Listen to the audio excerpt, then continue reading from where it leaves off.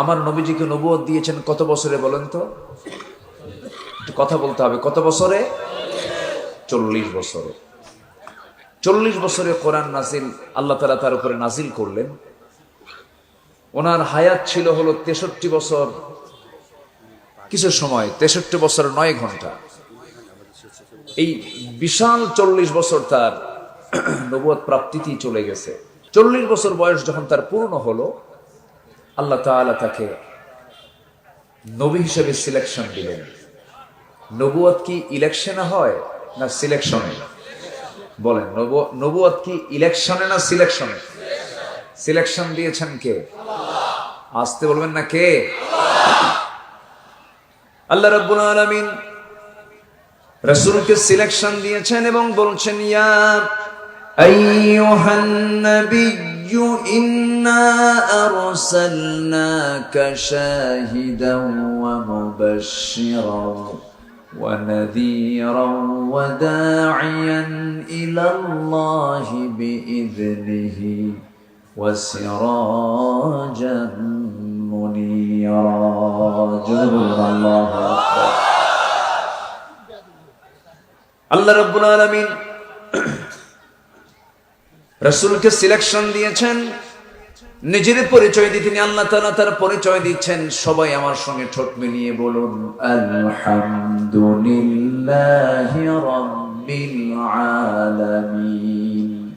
আর তার নবীর পরিচয় দিচ্ছেন, ওয়া মা আরসালনাকা ইল্লা রাহমাতান লিল আলামিন। আল্লাহ, কি সম্মান আল্লাহ তাআলা তাকে দান করেছেন। জগতের রব হচ্ছেন আল্লাহ, আর জগতের রহমত হচ্ছেন মুহাম্মদ সাল্লাল্লাহু আলাইহি ওয়াসাল্লাম। সম্মানিত ভাইয়েরা, সেই নবীর উপরে আল্লাহ তাআলা এই কোরআনটা নাজিল করেছেন সেই যুগে, যে যুগে খুন কবদলা খুন ছিল নিত্য নৈমিত্তিক ব্যাপার। মাইট ইজ রাইট, জোর যার মুল্লুক তার, এই কথাটা ওই সমাজে চালু ছিল, বাস্তব ছিল। একটা ভাঙ্গা পাতিলকে কেন্দ্র করে, কি পাতিল? একটা মাটির ভাঙ্গা পাতিলকে কেন্দ্র করে যে যুগের মানুষেরা যুগের পরে যুগ যুদ্ধ লাগিয়ে রাখত,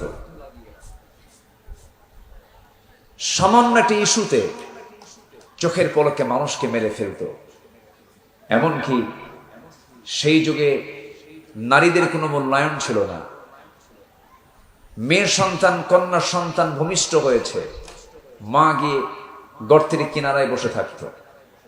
যদি দেখত সন্তান কন্যা হয়েছে, তৎক্ষণাৎ ডেলিভারি হওয়ার সঙ্গে সঙ্গে সন্তানকে ওই গর্তের মধ্যে পুঁতে রেখে পাথর চাপা দিয়ে, বালু চাপা, মাটি চাপা দিয়ে রেখে আসতো। নাউযুবিল্লাহ। বিআইয়ি যামবিন কুতিলাত, কোন অপরাধে এগুলোকে হত্যা করা হয়েছে? আল্লাহ তাআলা এমন প্রশ্ন করেছেন কোরআনে কারীমের ভিতরে। সেই যুগে শততা বিভক্ত জাতি যে সময় ছিল, গোত্রে গোত্রে দ্বন্দ্ব লেগে থাকত, সেই যুগে সেই সমাজে সেই একটি সিচুয়েশনে জন্ম নিয়েছেন মুহাম্মদুর রাসূলুল্লাহ। মুহাম্মদুর রাসূলুল্লাহ।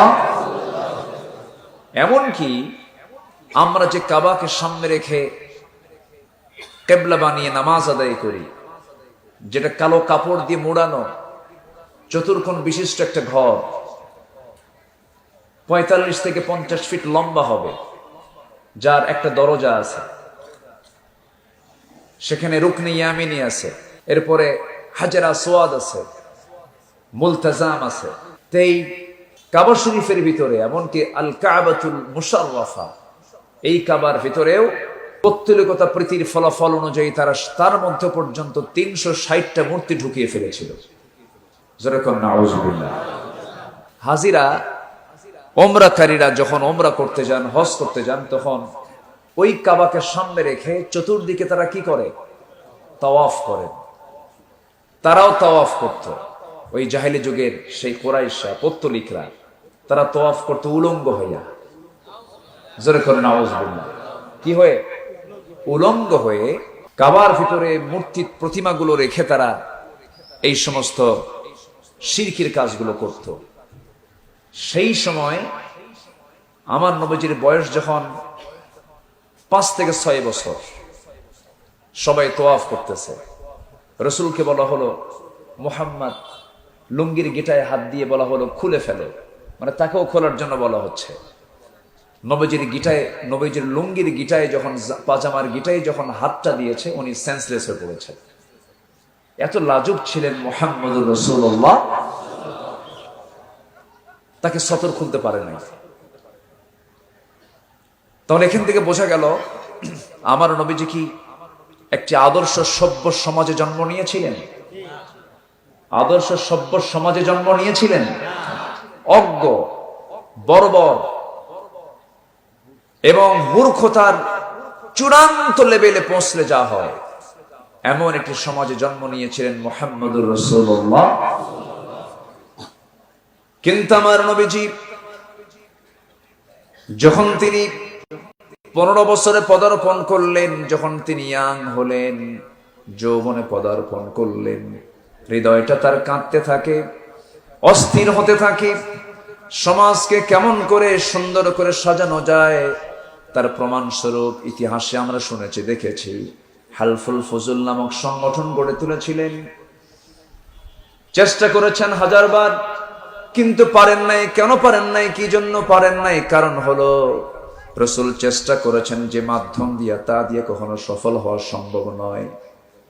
নদীতে মাছ মারতে গেলাম, জালে প্রচুর মাছ উঠলো, মাছগুলো আমি জাল থেকে হাতের মধ্যে নিয়া যে খোলয়ের মধ্যে রাখবো, যে পাত্রে রাখবো, সেই পাত্রের তলা নাই, মাছ থাকবে নাকি? মাছ তো থাকবে না। ঠিক তেমনি আমার নবীজি বহু চেষ্টা করেছেন, পারেন নাই। 40 বছর পর্যন্ত মুজাহাদা করেছেন, শত চেষ্টা করেও তিনি ব্যর্থ হয়েছেন।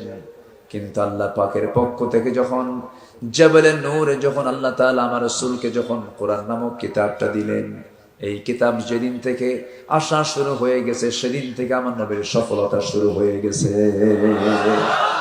যেরকম সুবহানাল্লাহ। সফলতার মাধ্যম কি? আসতে বলেন, সফলতার মাধ্যম কি? যে নবীর মুখ থেকে কোনোদিন মিথ্যা কথা বের হয়নি, সে নবীও চেষ্টা করেছেন 40 বছর পর্যন্ত। কোরআন যখন ছিল না, পেরেছেন? তাহলে আমি আপনি পারবো? আমি আপনি পারবো? রাসূল যদি না পারেন, আমি আপনি পারবো কেমনে? অতএব সমাজকে সফল করতে, সমাজ বিনির্মাণ করতে, সমাজকে গড়ে তোলার জন্য যারা কোরআন ছাড়া অন্য কোন তন্ত্র মন্ত্র দিয়ে যারা সাজাতে চান, সম্পূর্ণ ভণ্ডামি, প্রতারণা, জনগণকে ধোঁকা দেওয়ার শামিল। তাহলে আমরা কি মানে লাভবান হয়েছি না প্রতারিত হয়েছি? রাগ করতেছেন নাকি আপনারা?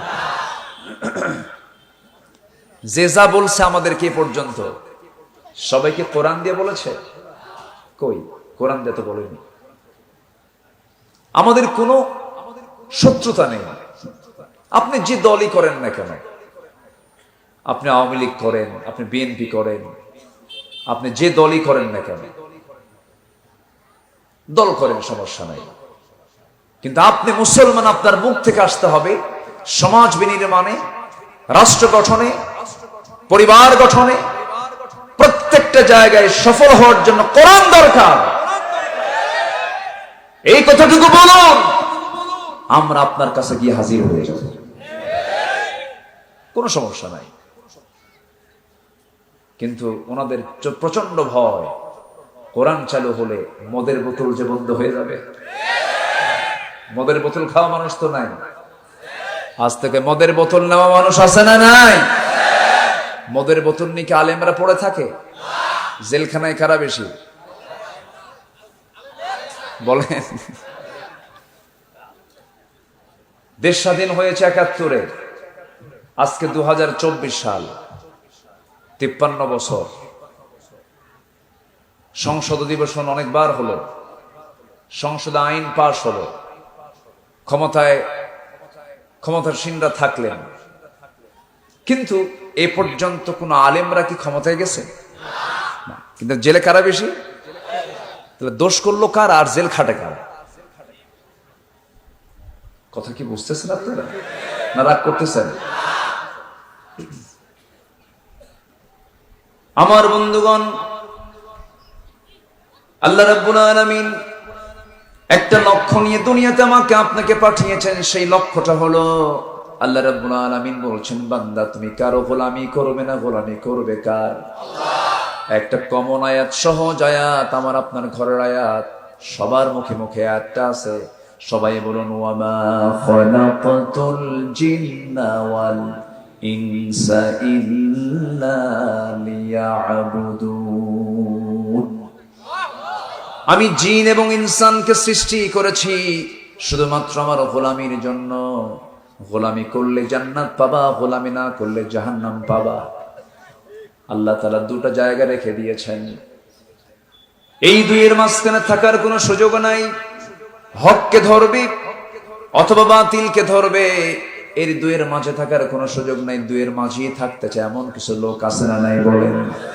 আল্লাহ বলছেন, এই দুইয়ের মাঝেও যারা থাকবা তাদের জন্য আমি আল্লাহ জাহান্নামের তলদেশ রেখে দিয়েছি। জাহান্নামের তলদেশ ওই বান্দাকে আমি ঢুকায় ফেলবো। কাদেরকে? যারা এদিকেও চলে, হকের দিকেও চলে, বাতিলের দিকেও চলে, ইমানদারের সঙ্গে মিলিত হয় কুফর, যারা কাফির তাদের সঙ্গে মিলিত হয়, নামাজও পড়ে, হোটেলে গিয়ে মদও খায়। আছে না নাই? আছে না নাই? মসজিদ মে নামাজ পড়ো, হোটেল মে শরাব পেও। মসজিদে গিয়ে নামাজ পড়বে, হোটেলে গিয়ে মদ খাবে। আল্লাহ খুশি হোক, শয়তান বেজার হওয়ার কি দরকার? দুই আমার বন্ধুগণ, কিন্তু ইমানদার থাকবে দুই দিকে না একদিকে? দুই দিকে না একদিকে? মুসলমান থাকবে বাতিলের দিকে না হকের দিকে? হকের দিকে। আমার বন্ধুগণ, টিউবওয়েল চাপ দিলেই পানি বের হয়, কিন্তু টিউবওয়েল চাপলে কিন্তু আপনি সরিষার তেল পাবেন না। সরিষার তেল বানানোর জন্য আপনাকে ঘানি টানতে হয়, পরিশ্রম করতে হয়। সারাদিন ঘানি টানতে টানতে টানতে টানতে কয়েক কেজি তেল বের হয়। এর ফলাফল আপনি যখন গ্লাসের মধ্যে যখন তেলও নিবেন, পানিও নিবেন, তেল উপরে না পানি উপরে? কেন? ঘানি ঘানি টানতে হয়েছে, পরিশ্রম করতে হয়েছে। আমার বন্ধুগণ, জঙ্গল বানাতে কোনো পরিশ্রম লাগে না, জঙ্গল আপনা আপনি হয়ে যায়।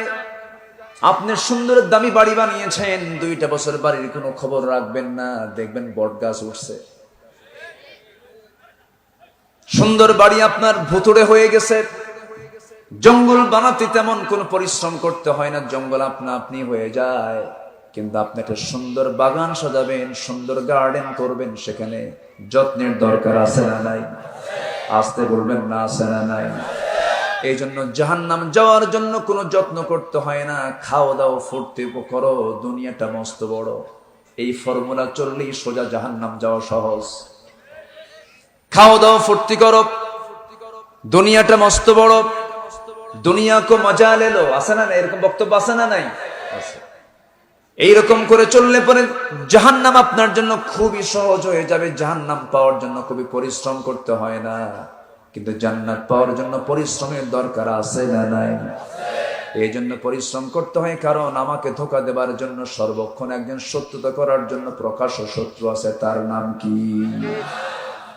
তার নাম কি? ইবলিস, শয়তান। ও মনে হয় উল্লাপাড়া চেনে না।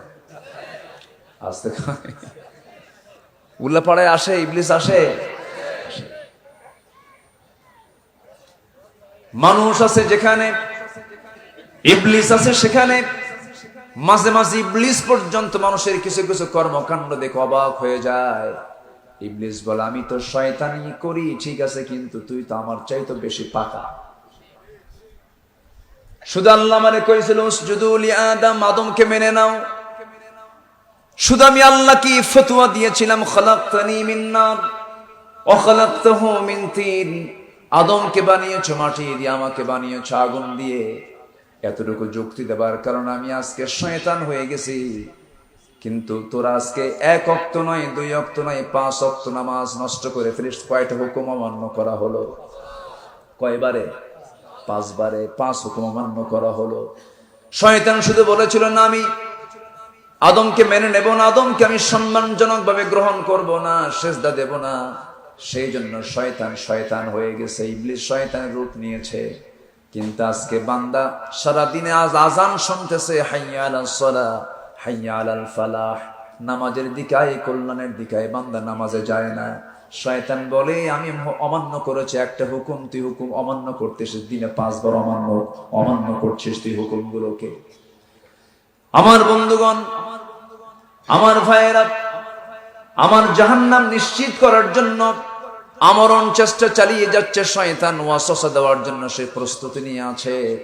এই জন্য সেই ওয়াসওয়াসা থেকে বাঁচার জন্য দোয়া আছে না নাই, সূরা আছে না নাই? সেই সূরাটা আমরা সবাইকে আমার সঙ্গে ঠোঁট মিলিয়ে বলুন, সবাই মিলে বলি, কুল আউযু বিরাব্বিন নাসি মালিকিন নাসি ইলাহিন নাস মিন শাররিল ওয়াসওয়াসিল খান্নাস আল্লাযী ইউওয়াসওয়িসু ফি সুদুরিন নাস মিনাল জিন্নাতি ওয়ান নাস। ওয়াসওয়াসা দেওয়ার জন্য শয়তান আছে না নাই? মানুষও কিছু আছে না নাই?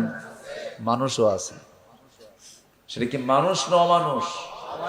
মানুষ না অমানুষ? অমানুষ। নামাজ পড়লে সন্দেহ করে এটা কি জঙ্গি কিনা, মুখে দাড়ি থাকলে সন্দেহ করে এটা জঙ্গি কিনা। সম্মানিত ভাইয়েরা, গোটা পৃথিবীতে ইসলামকে নিশ্চিহ্ন করার জন্য ইহুদি এবং খ্রিস্টান চক্র উঠে পড়ে লেগেছে। আবার তার কিছু এজেন্ট আমার দেশেও কিন্তু আছে।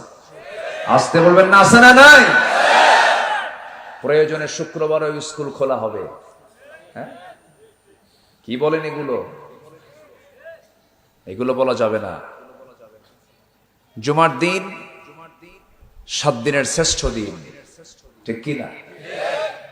আমরা জানি এই দেশে ছুটির দিন কিবার থাকে? জুমা। বলেন কিবার? জুমাবার। কিবার বলবো? জুমাবার। শুক্র 1000 বার বললে আপনি সওয়াব পাবেন না, কিন্তু জুমা যদি বলেন, এটা কোরআন কারীমের একটা সূরার নাম জুমা। জুমাবার বলেন তো কিবার? জুমাবার। আমরা খোদা বলবো না আল্লাহ বলবো? জোরে, আরো জোরে। খোদা আপনি 1,00,000 বার বলবেন, যতটুকু না সওয়াব পাবেন, একবার আল্লাহ বলবেন তার চেয়ে বেশি সওয়াব পাবেন। জোরে বলি আল্লাহ। তাহলে শুক্রবারে জুমার দিন আমাদের এটা ছুটির দিন। কেন? এটা বিশেষ স্পেশাল ডে। এটা এই দিনে বান্দা ইবাদতের জন্য নিজেকে প্রস্তুত রাখবে। কিন্তু শুক্রবারের বিকেলের দিনে, জুমার দিনের বিকেলের সময় আড্ডা আমার দেশে কম হয় না বেশি হয়? পার্কগুলোতে, রিসর্টে। রাসূলুল্লাহর হাদিস, আমার রাসূল বলেছেন শুক্রবারে এমন একটা সময় আছে যে সময় বান্দা যা চায় তাই কবুল হয়। সেটা হলো আসর থেকে মাগরিবের মাঝামাঝি। আর এই সময় আমার দেশে জুমার দিন সমস্ত শপিং, কি বলে, সমস্ত পার্ক, রিসর্ট, হোটেল, এগুলো তো আড্ডা কম হয় না বেশি হয়? বেশি হয়। সমস্ত শিশু পার্ক গুলো আজকে শিশুদের দখলে নাই, সব দখল হয়ে গেছে শিশুর খালাদের কাছে, ঠিক না? কোন শিশু আছে সেখানে? সব শিশুর খালারা বসে আছে। এই সমস্ত আকাম কুকাম গুলো বন্ধ করার জন্য 1000 বছর ধরে ওয়াজ মাহফিল করে বন্ধ হবে না এগুলো। শুক্রবারের জুমার দিনের এই পবিত্র মুহূর্ত, দোয়া কবুলের মুহূর্ত, এই সমস্ত রিসোর্ট গুলোতে যে আকাম কুকাম গুলো হয়, যে নোংরামি গুলো হয় প্রগতির নামে, আধুনিকতার নামে, এগুলো বন্ধ করতে গেলে ওয়াজ দিয়ে বন্ধ হবে না। এগুলো বন্ধ করার জন্য 1.5 হাত শক্ত লাঠির দরকার মুসলমান। তা'মুরুনা বিল মা'রুফ ওয়া তানহাউনা আনিল মুনকার। তুমি ঈমানদার, তোমার দায়িত্ব হলো সৎ কাজের আদেশ দিবা, অসৎ কাজের বাধা দিবা। প্রথমে প্রতিবাদ করবে তোমার হাত দিয়ে, আছে না? ফালইগাইয়িরহু বিয়াদিহি, হাত দিয়ে মোকাবেলা করো, মিটায়া দাও।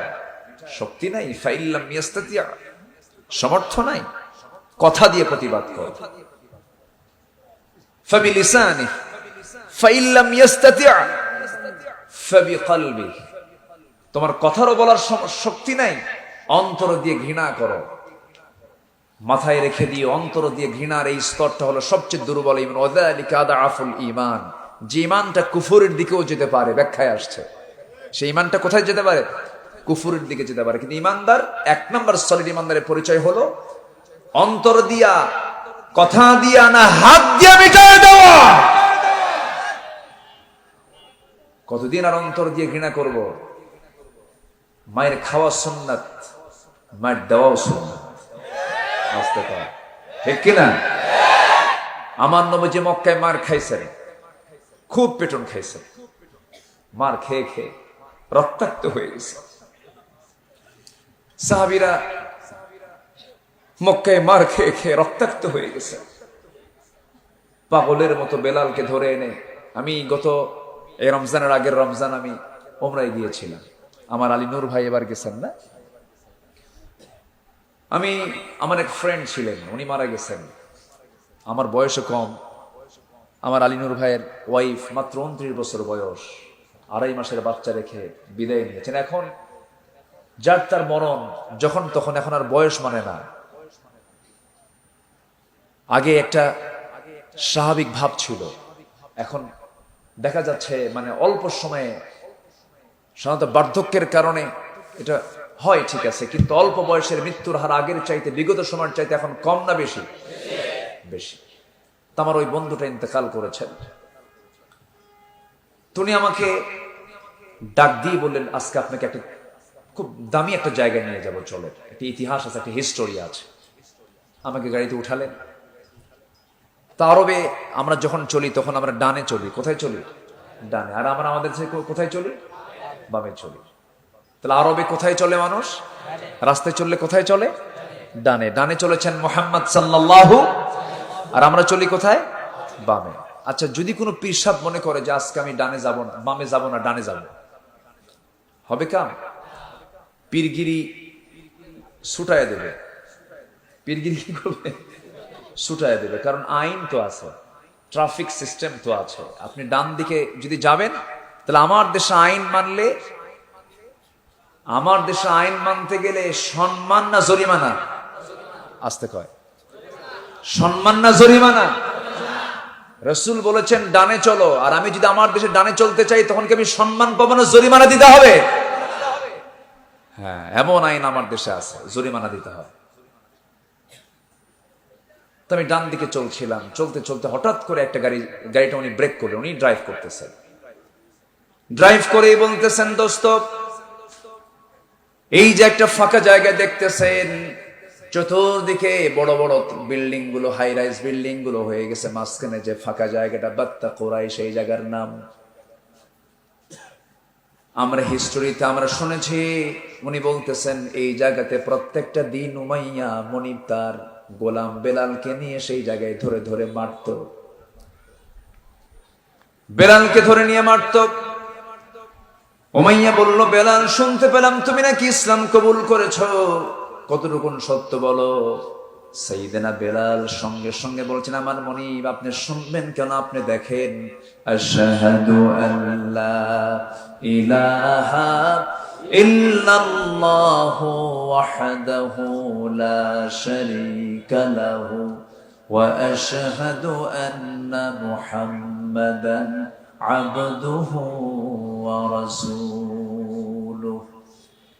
এই কথা বলা মাত্রই উমাইয়া বলে ফেললো, বেলাল, তুই কি জানিস এই কথা বলার ফলাফল তোর মৃত্যু হতে পারে? সাইয়েদনা বেলাল বলছেন, হাসতে হাসতে মরে যাব, হাসতে হাসতে দুনিয়া থেকে বিদায় নেব, কিন্তু এই কথার বাইরে আমি বেলাল এক চুল পরিমাণ নড়ব না। এটার নাম ঈমান। এটার নাম কি? ঈমান। আর আমার দেশে দুইটা পিটন খাইলি ঈমান গেছে, আছে না নাই? কিছু টাকা একটু মেরে দিলেই গেছে, আছে না নাই? আচ্ছা, সামান্য কিছু স্বার্থের কারণে ঈমান বেঁচে ফেলে। সামান্য 10 টাকার একটা সিগারেট পেলে পরেই মিথ্যা সাক্ষী দিয়ে দেয়, এমন ঈমানদার আমার দেশে আছে না নাই? বলে আসতে বলবেন না, আছে না নাই? ইমানদার কখনো মিথ্যার সাক্ষী দিতে পারে নাকি? ইমানদার কখনো মিথ্যার পক্ষে কথা বলতে পারে না, বেনামাজি নেতৃত্বকে মানতে পারে না। আমার বন্ধুগণ, আমার দেশে কোনো কিছুর সংকট ছিল না, আমার দেশের সম্পদ পর্যাপ্ত আছে, কোনো সম্পদের কোনো ঘাটতি নাই। আমি গত সেপ্টেম্বরে কাতারে গিয়েছিলাম, কাতারে দেখলাম ধুধু এলাকা, কোথাও কোনো গাছ নাই। সামান্য একটা গাছ বাঁচিয়ে রাখার জন্য লক্ষ লক্ষ টাকা তাদের গাছের পিছনে খরচ করতে হয়, কৃত্রিম ভাবে সেই গাছগুলোকে বাঁচিয়ে রাখতে হয়। একটা গাছের পিছনে লক্ষ লক্ষ কোটি কোটি টাকা তারা একটা বাগান সাজানোর জন্য খরচ করে। কিন্তু আমার দেশের মাটিতে পা দিলেই যেখানেই যাব, সবুজে সবুজে সম্পূর্ণ শ্যামলা শস্য, শ্যামলা সোনার বাংলা। এমনি গাছগাছালি গড়ে ওঠে, এমনি গাছগাছালি হয়ে ওঠে। একটু ন্যাচারাল দৃষ্টিতে আমরা যদি একটু গভীর দৃষ্টিতে বাংলার জমিনের দিকে তাকাই, আমার মনে হয় নববধূর মতো সাজিয়ে আছে বান্দরবন। আল্লাহু আকবার বলেন। এত সুন্দর সাজানো গোছানো আমার দেশ, সব ছিল আমার দেশে। তেলের খনি, কয়লার খনি, গ্যাসের খনি, সোনার খনি, সব ছিল। কিন্তু একটা খনি সবচাইতে বেশি আকার ধারণ করেছে, সেটা হলো সোরের খনি। আমার দেশে সোরের খনি আছে না নাই? এই জন্য জাত হন সব তলা নাই, তো খালি দেশ থেকে পাচার হয়। দেশ থেকে কি হয়? যারা দেশ থেকে পাচার করে, যারা দেশ থেকে সম্পদ পাচার করে, যারা বলে আমরা দেশপ্রেমিক, ভণ্ডামি এগুলো।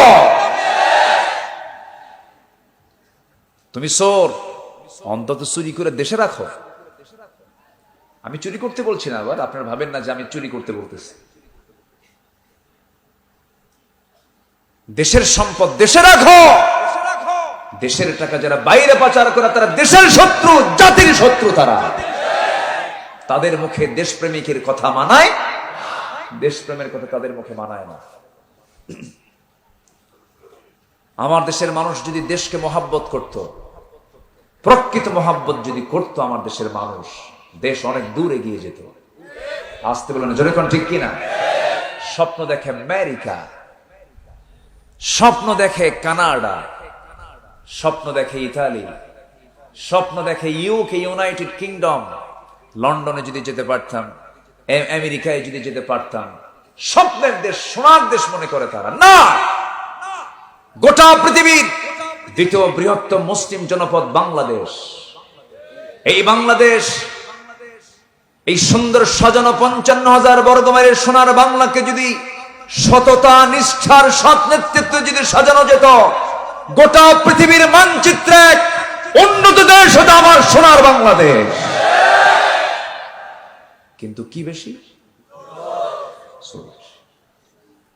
আচ্ছা বলেন তো, আমার দেশের মানুষ বেশি না চোর বেশি?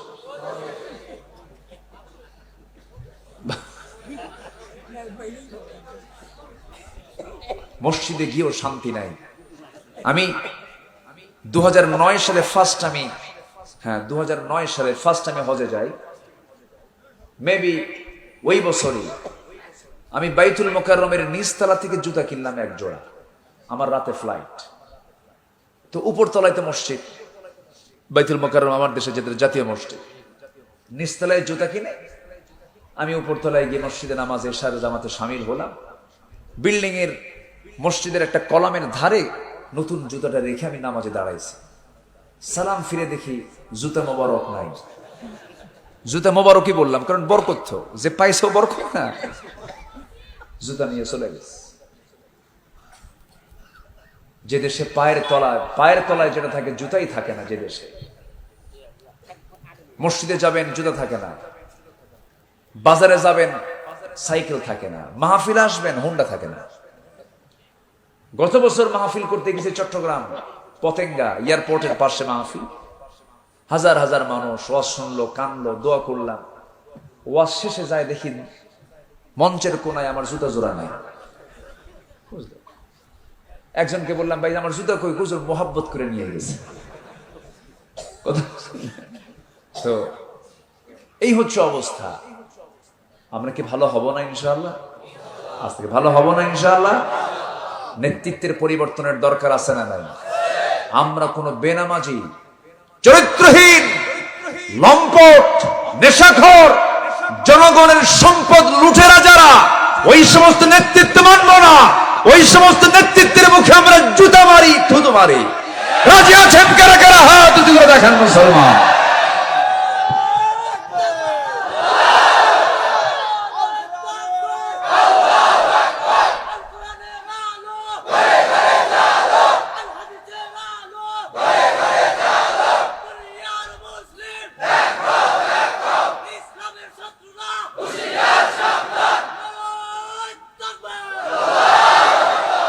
আল্লাহ কবুল করুন, জোরে বলে আমিন, আরো জোরে আমিন।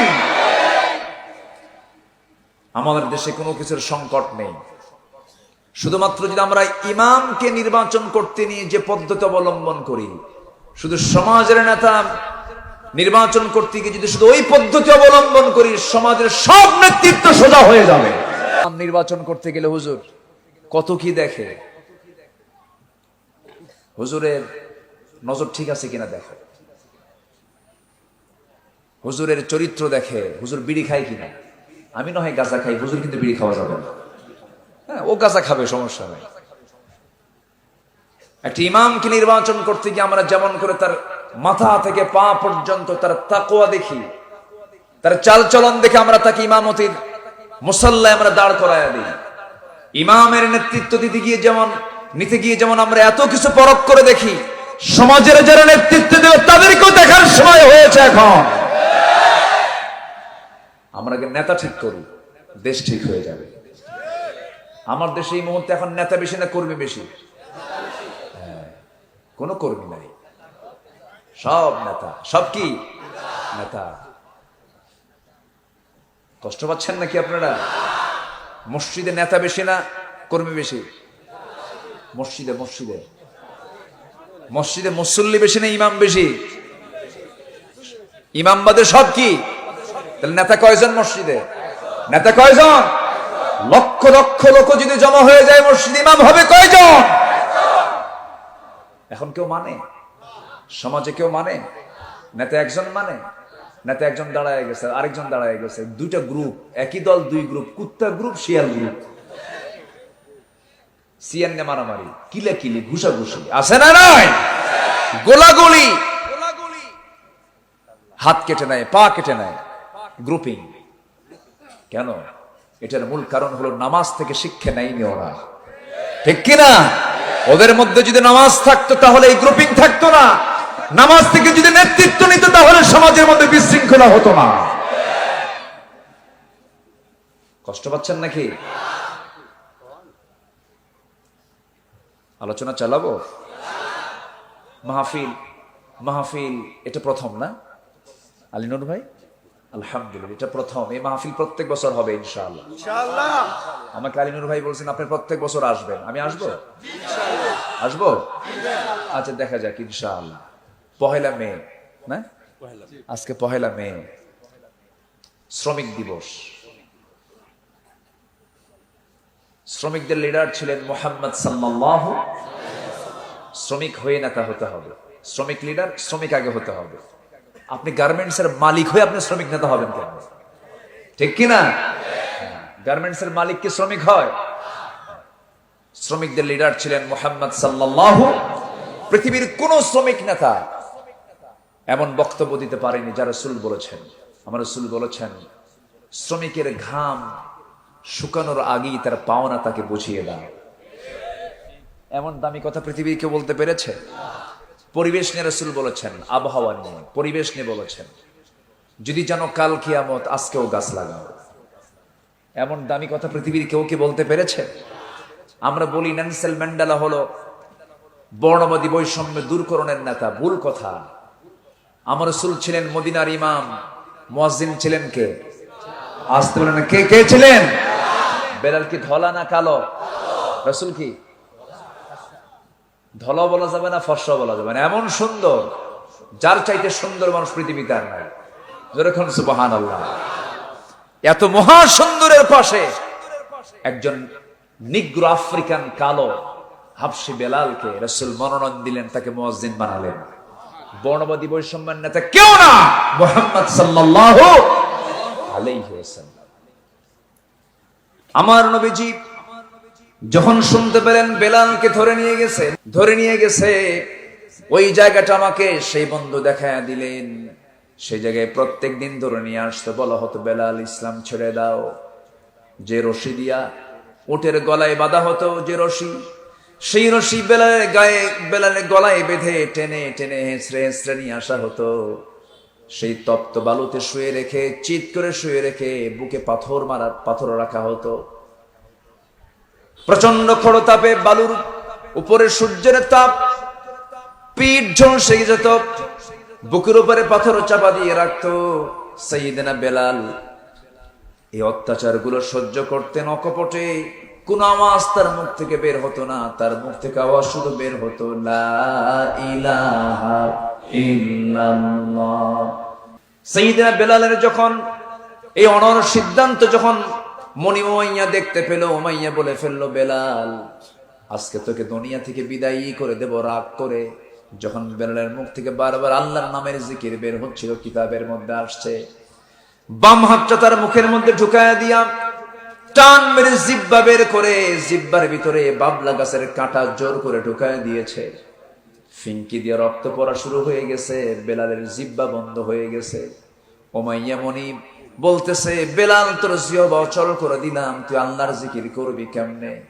সঙ্গে সঙ্গে তার শাহাদাত আঙ্গুলি উঁচু করে বুঝায় দিচ্ছেন ইশারা করে, উমাইয়া মনি, ওরে উমাইয়া, তুই আমার জিহ্বা অচল করলে কি হবে? আমি আমার আল্লাহর নামটা আমি আমার দিলের মাকামে আমি জমা করে রেখে দিয়েছি। যেরকম সুবহানাল্লাহ।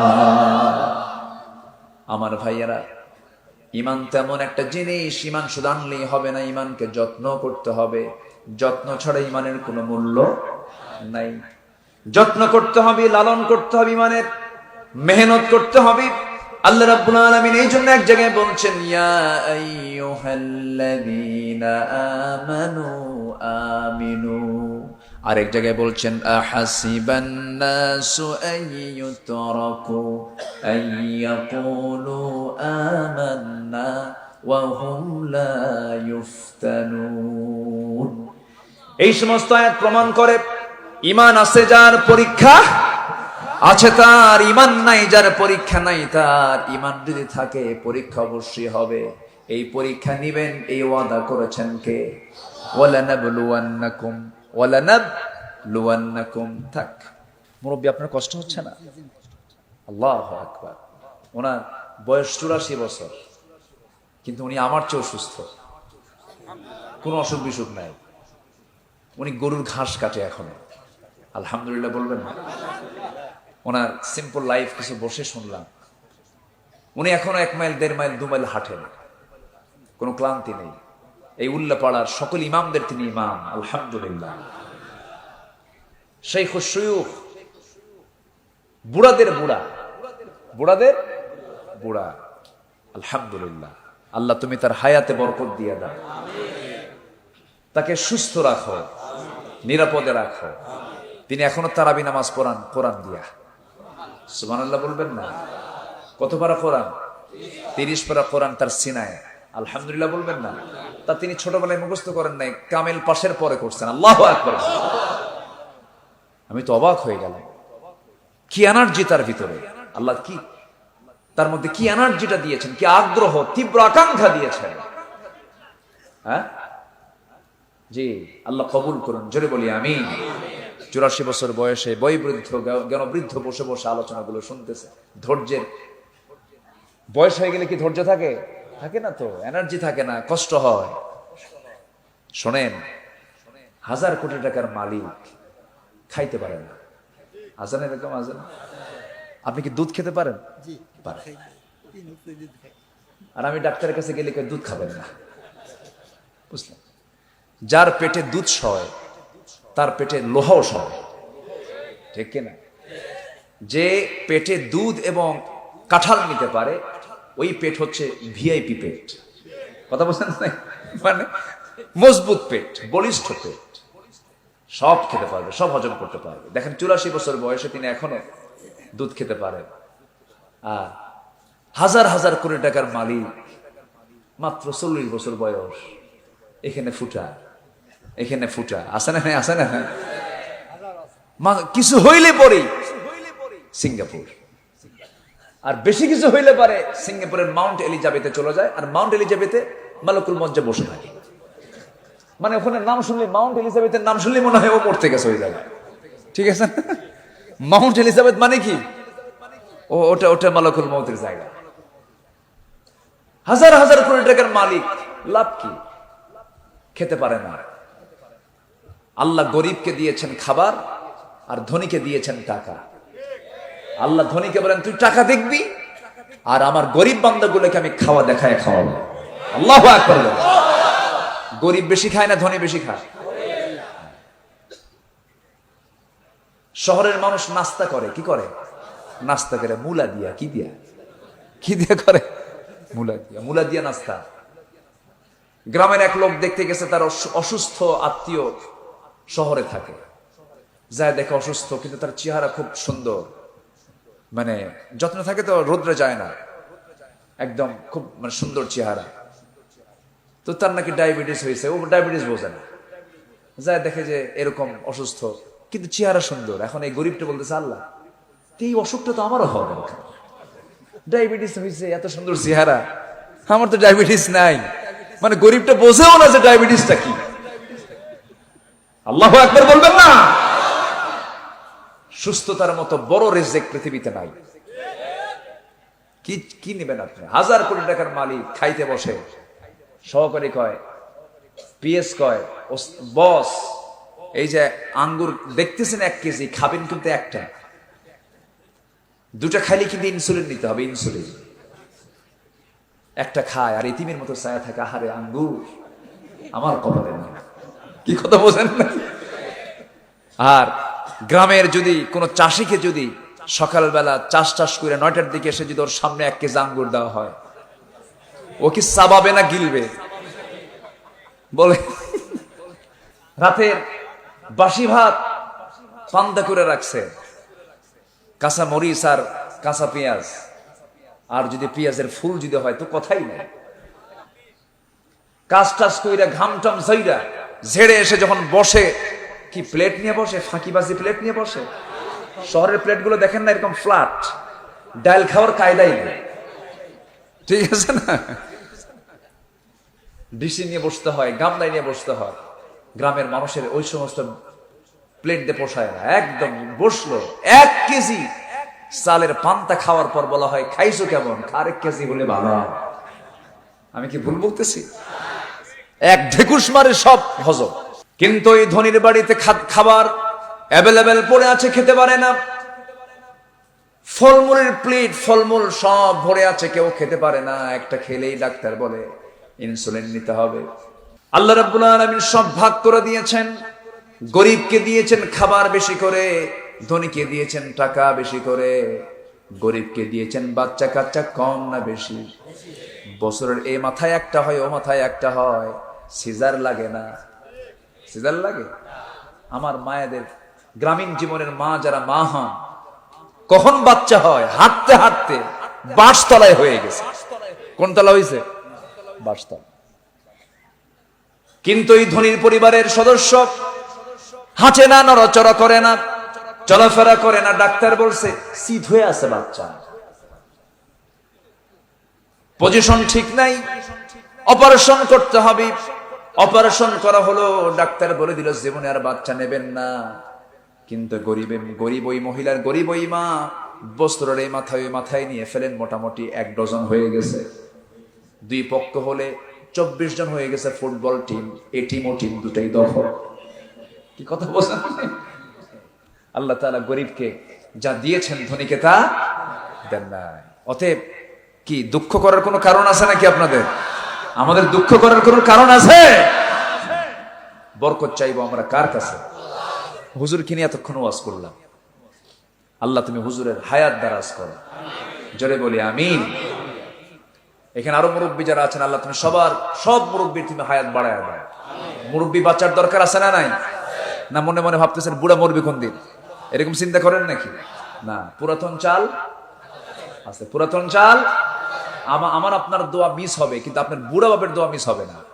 খালি বুড়া বাপকে বলুন আব্বা ইন্ডাস্ট্রি একটা দিচ্ছে, আরেকটা দেবো, তুমি কত টাকা নিবা দোয়া করো। কি কথা বলছেন নাই?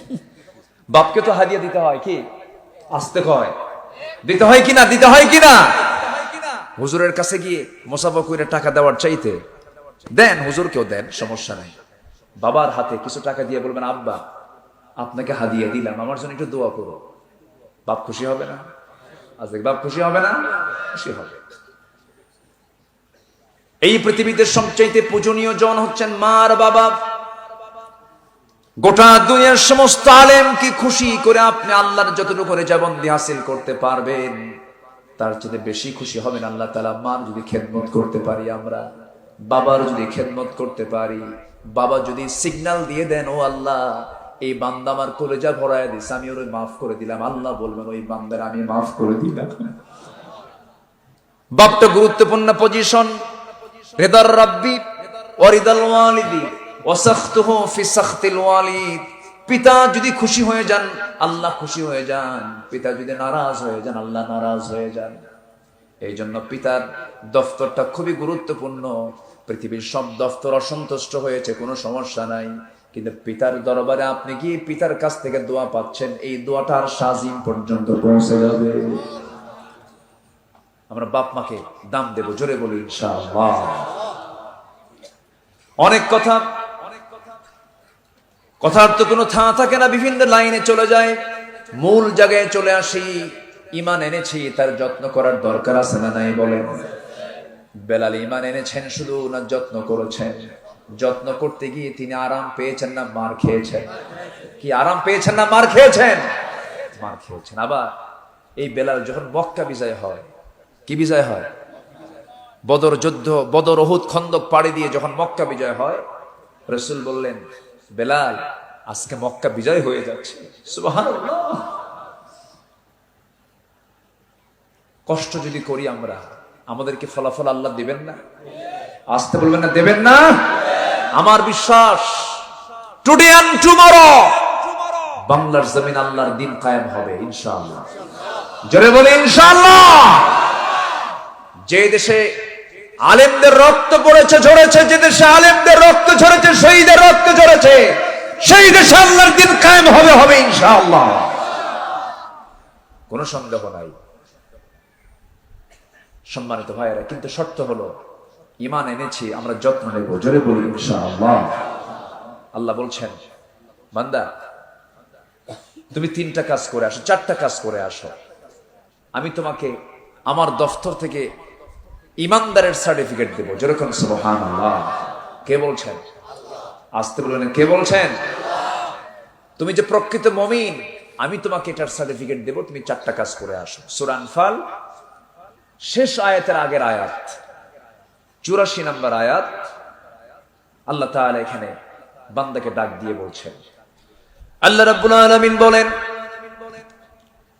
والذين آمنوا وهاجروا وجاهدوا في سبيل الله والذين آووا ونصروا أولئك هم المؤمنون حقا لهم مغفرة ورزق كريم। জোরে বলুন আল্লাহু আকবার। এক নম্বর হলো যারা ঈমান আনবি, ঈমান যারা ভালো করে আনবি, ঈমানের ভিতরে যারা কোন প্রকার রোগ আনবে না। ঈমানের রোগ আছে না নাই? ঈমানের ক্যান্সারও আছে না নাই? ঈমানের কিন্তু ক্যান্সারও আছে। রোগাক্রান্ত ঈমান আনা যাবে না, ক্যান্সার আক্রান্ত ঈমান এনে কোনো লাভ হবে না। ঈমানের রোগগুলো হলো কি? ঈমানের রোগ 1 নাম্বার, আমি যদি বলি শিরক করা হলো ঈমানের 1 নাম্বার রোগ, কুফরি করা ঈমানের 2 নাম্বার রোগ, বেদাতকে মেনে চলা এগুলো ঈমানের রোগ, হিংসা করা ঈমানের রোগ। হিংসা তো আমার দেশে নাই, আসতে বলে আছে না নাই? গ্রামের ভিতরে একজন শিক্ষিত হয়েছে, একটু ভালো, হিংসা করে কিনা বলে? হিংসা করে। একজন জমি কেনে, আল্লাহ তাকে বরকত দিচ্ছেন, খালি হিংসা করে। জানো ভালো না, ভালো না। আছে কিনা, আছে কিনা বলেন তো, আছে কিনা? আছে। হিংসা করে। হিংসা না করে আপনি বলবেন, আল্লাহ তুমি ওকে জমি কেনার তৌফিক দিছো, আল্লাহ তুমি আমার জমি কেনার তৌফিক দাও, আল্লাহ তুমি ওরেও দাও আমারে দাও। ওই বাড়ির কয়েকটা ছেলে শিক্ষিত হয়েছে, আরে শিক্ষিত হলে হবে কি, ওরা কি মানুষ ভালো নাকি, মানে একটা দোষ বের করবে, আছে না নেই বলেন তো, আছে না নেই? হিংসা করে লাভ নাই। হিংসা করব তো আমি হেরে যাব। হিংসা না করে আমরা উদার হব, জোরে বলি ইনশাআল্লাহ। একটা উদাহরণ মনে পড়লো, আগের যুগের মানুষ ঘোড়ায় চড়ে বিয়ে করতো, তাই না? ঘোড়ায় চড়ে যেত। আপনি কিসে চড়ছেন? গরুর গাড়িতে। উনি গরুর গাড়িতে না? আচ্ছা, হ্যাঁ তাই, আলহামদুলিল্লাহ আলহামদুলিল্লাহ। গরুর গাড়িতে করে উনি বিয়ে করছেন। তো ঘোড়ায় চড়ে গরুর গাড়িতে করে আগে বিয়ে শাদী হতো। তো এক বেচারি, ওই গ্রামের এক বেচারি বিয়ে করবে, এক মুরব্বীর ঘোড়া আছে, তার কাছে গিয়ে বলতেছে যে মুরব্বী ঘোড়াটা দিবেন, আমার অমুক দিন বিয়া, কে তোর আমি ঘোড়া দেবো না, যা। তো এই বেচারে গিয়ে কদরের রাত্রে গিয়ে বলতেছে, আল্লাহ আজকে রাতে তোমার কাছে কিচ্ছু চাওয়া নাই আমার, বুড়ার জন্য ঘোড়া, বুড়ার জন্য কি মরে, এই দোয়া করে আসছে। বাড়িতে এসে দেখে মার চোখে পানি, মা কান দেখে, মা কান্দো কেন? বাবা তোর গরু মরছে। কি মরছে? মালাকুল মউত ঠিকই আসছে, ঘোড়ার কাছে না গরুর কাছে? কার গরু? যে দোয়া করছে, যে দোয়া করেছে। হিংসা করলে অন্যের ক্ষতি না নিজের ক্ষতি? নিজের ক্ষতি। হারাম কামায়ের কোনো আরাম নাই, যে দামে কেনা সেই দামেই বেচা। একশোর গোটা রাত পরিশ্রম কইরা, খুব রিস্ক নিয়ে, হাই রিস্ক নিয়ে ঘোড়া একটা চুরি করে আনছে বাড়িতে। সকাল হয়ে গেছে, ছেলেকে ডাক দিয়ে বলে, বাজান গোটা রাত পরিশ্রম করছি, ঘোড়াটা আনছি চুরি কইরা, বাবা তুই একটু ঘোড়াটা বেচে আয়, আমি একটু ঘুমাই। ছেলেকে পাঠায় দিছে বাজারে ঘোড়া বিক্রি করার জন্য। এক বিক্রেতা এসে বলে, ভাই ঘোড়ার দাম কত? এত। ঠিক আছে, সব মিটমাট ঠিক আছে, কিন্তু ঘোড়াটা একটু দেখতে হবে তো, ঘোড়ায় চড়ে আমি একটু একটা চক্কর মারি। তো ঘোড়ার উপরে চড়ে একটা চক্কর মারছে, এমন চক্কর মারছে, এমন দূরে গেছে আর আসে না। সন্ধ্যা হয়ে গেছে, ঘোড়ার ফেরত নাই। চলে আসছে বাড়িতে। বাপ বলে, বাজান ঘোড়ার দাম কত পাইলা? কাব্বা যে দামে কেনা সেই দামে বেচা। কি যে দামে কেনা সেই দামে বেচা, কোনো লাভ নাই। হারামের কোন আরাম। আমার ইমানটাকে যত্ন করব, জোরে বলি ইনশাআল্লাহ। ইমানের যত্ন আমরা করব।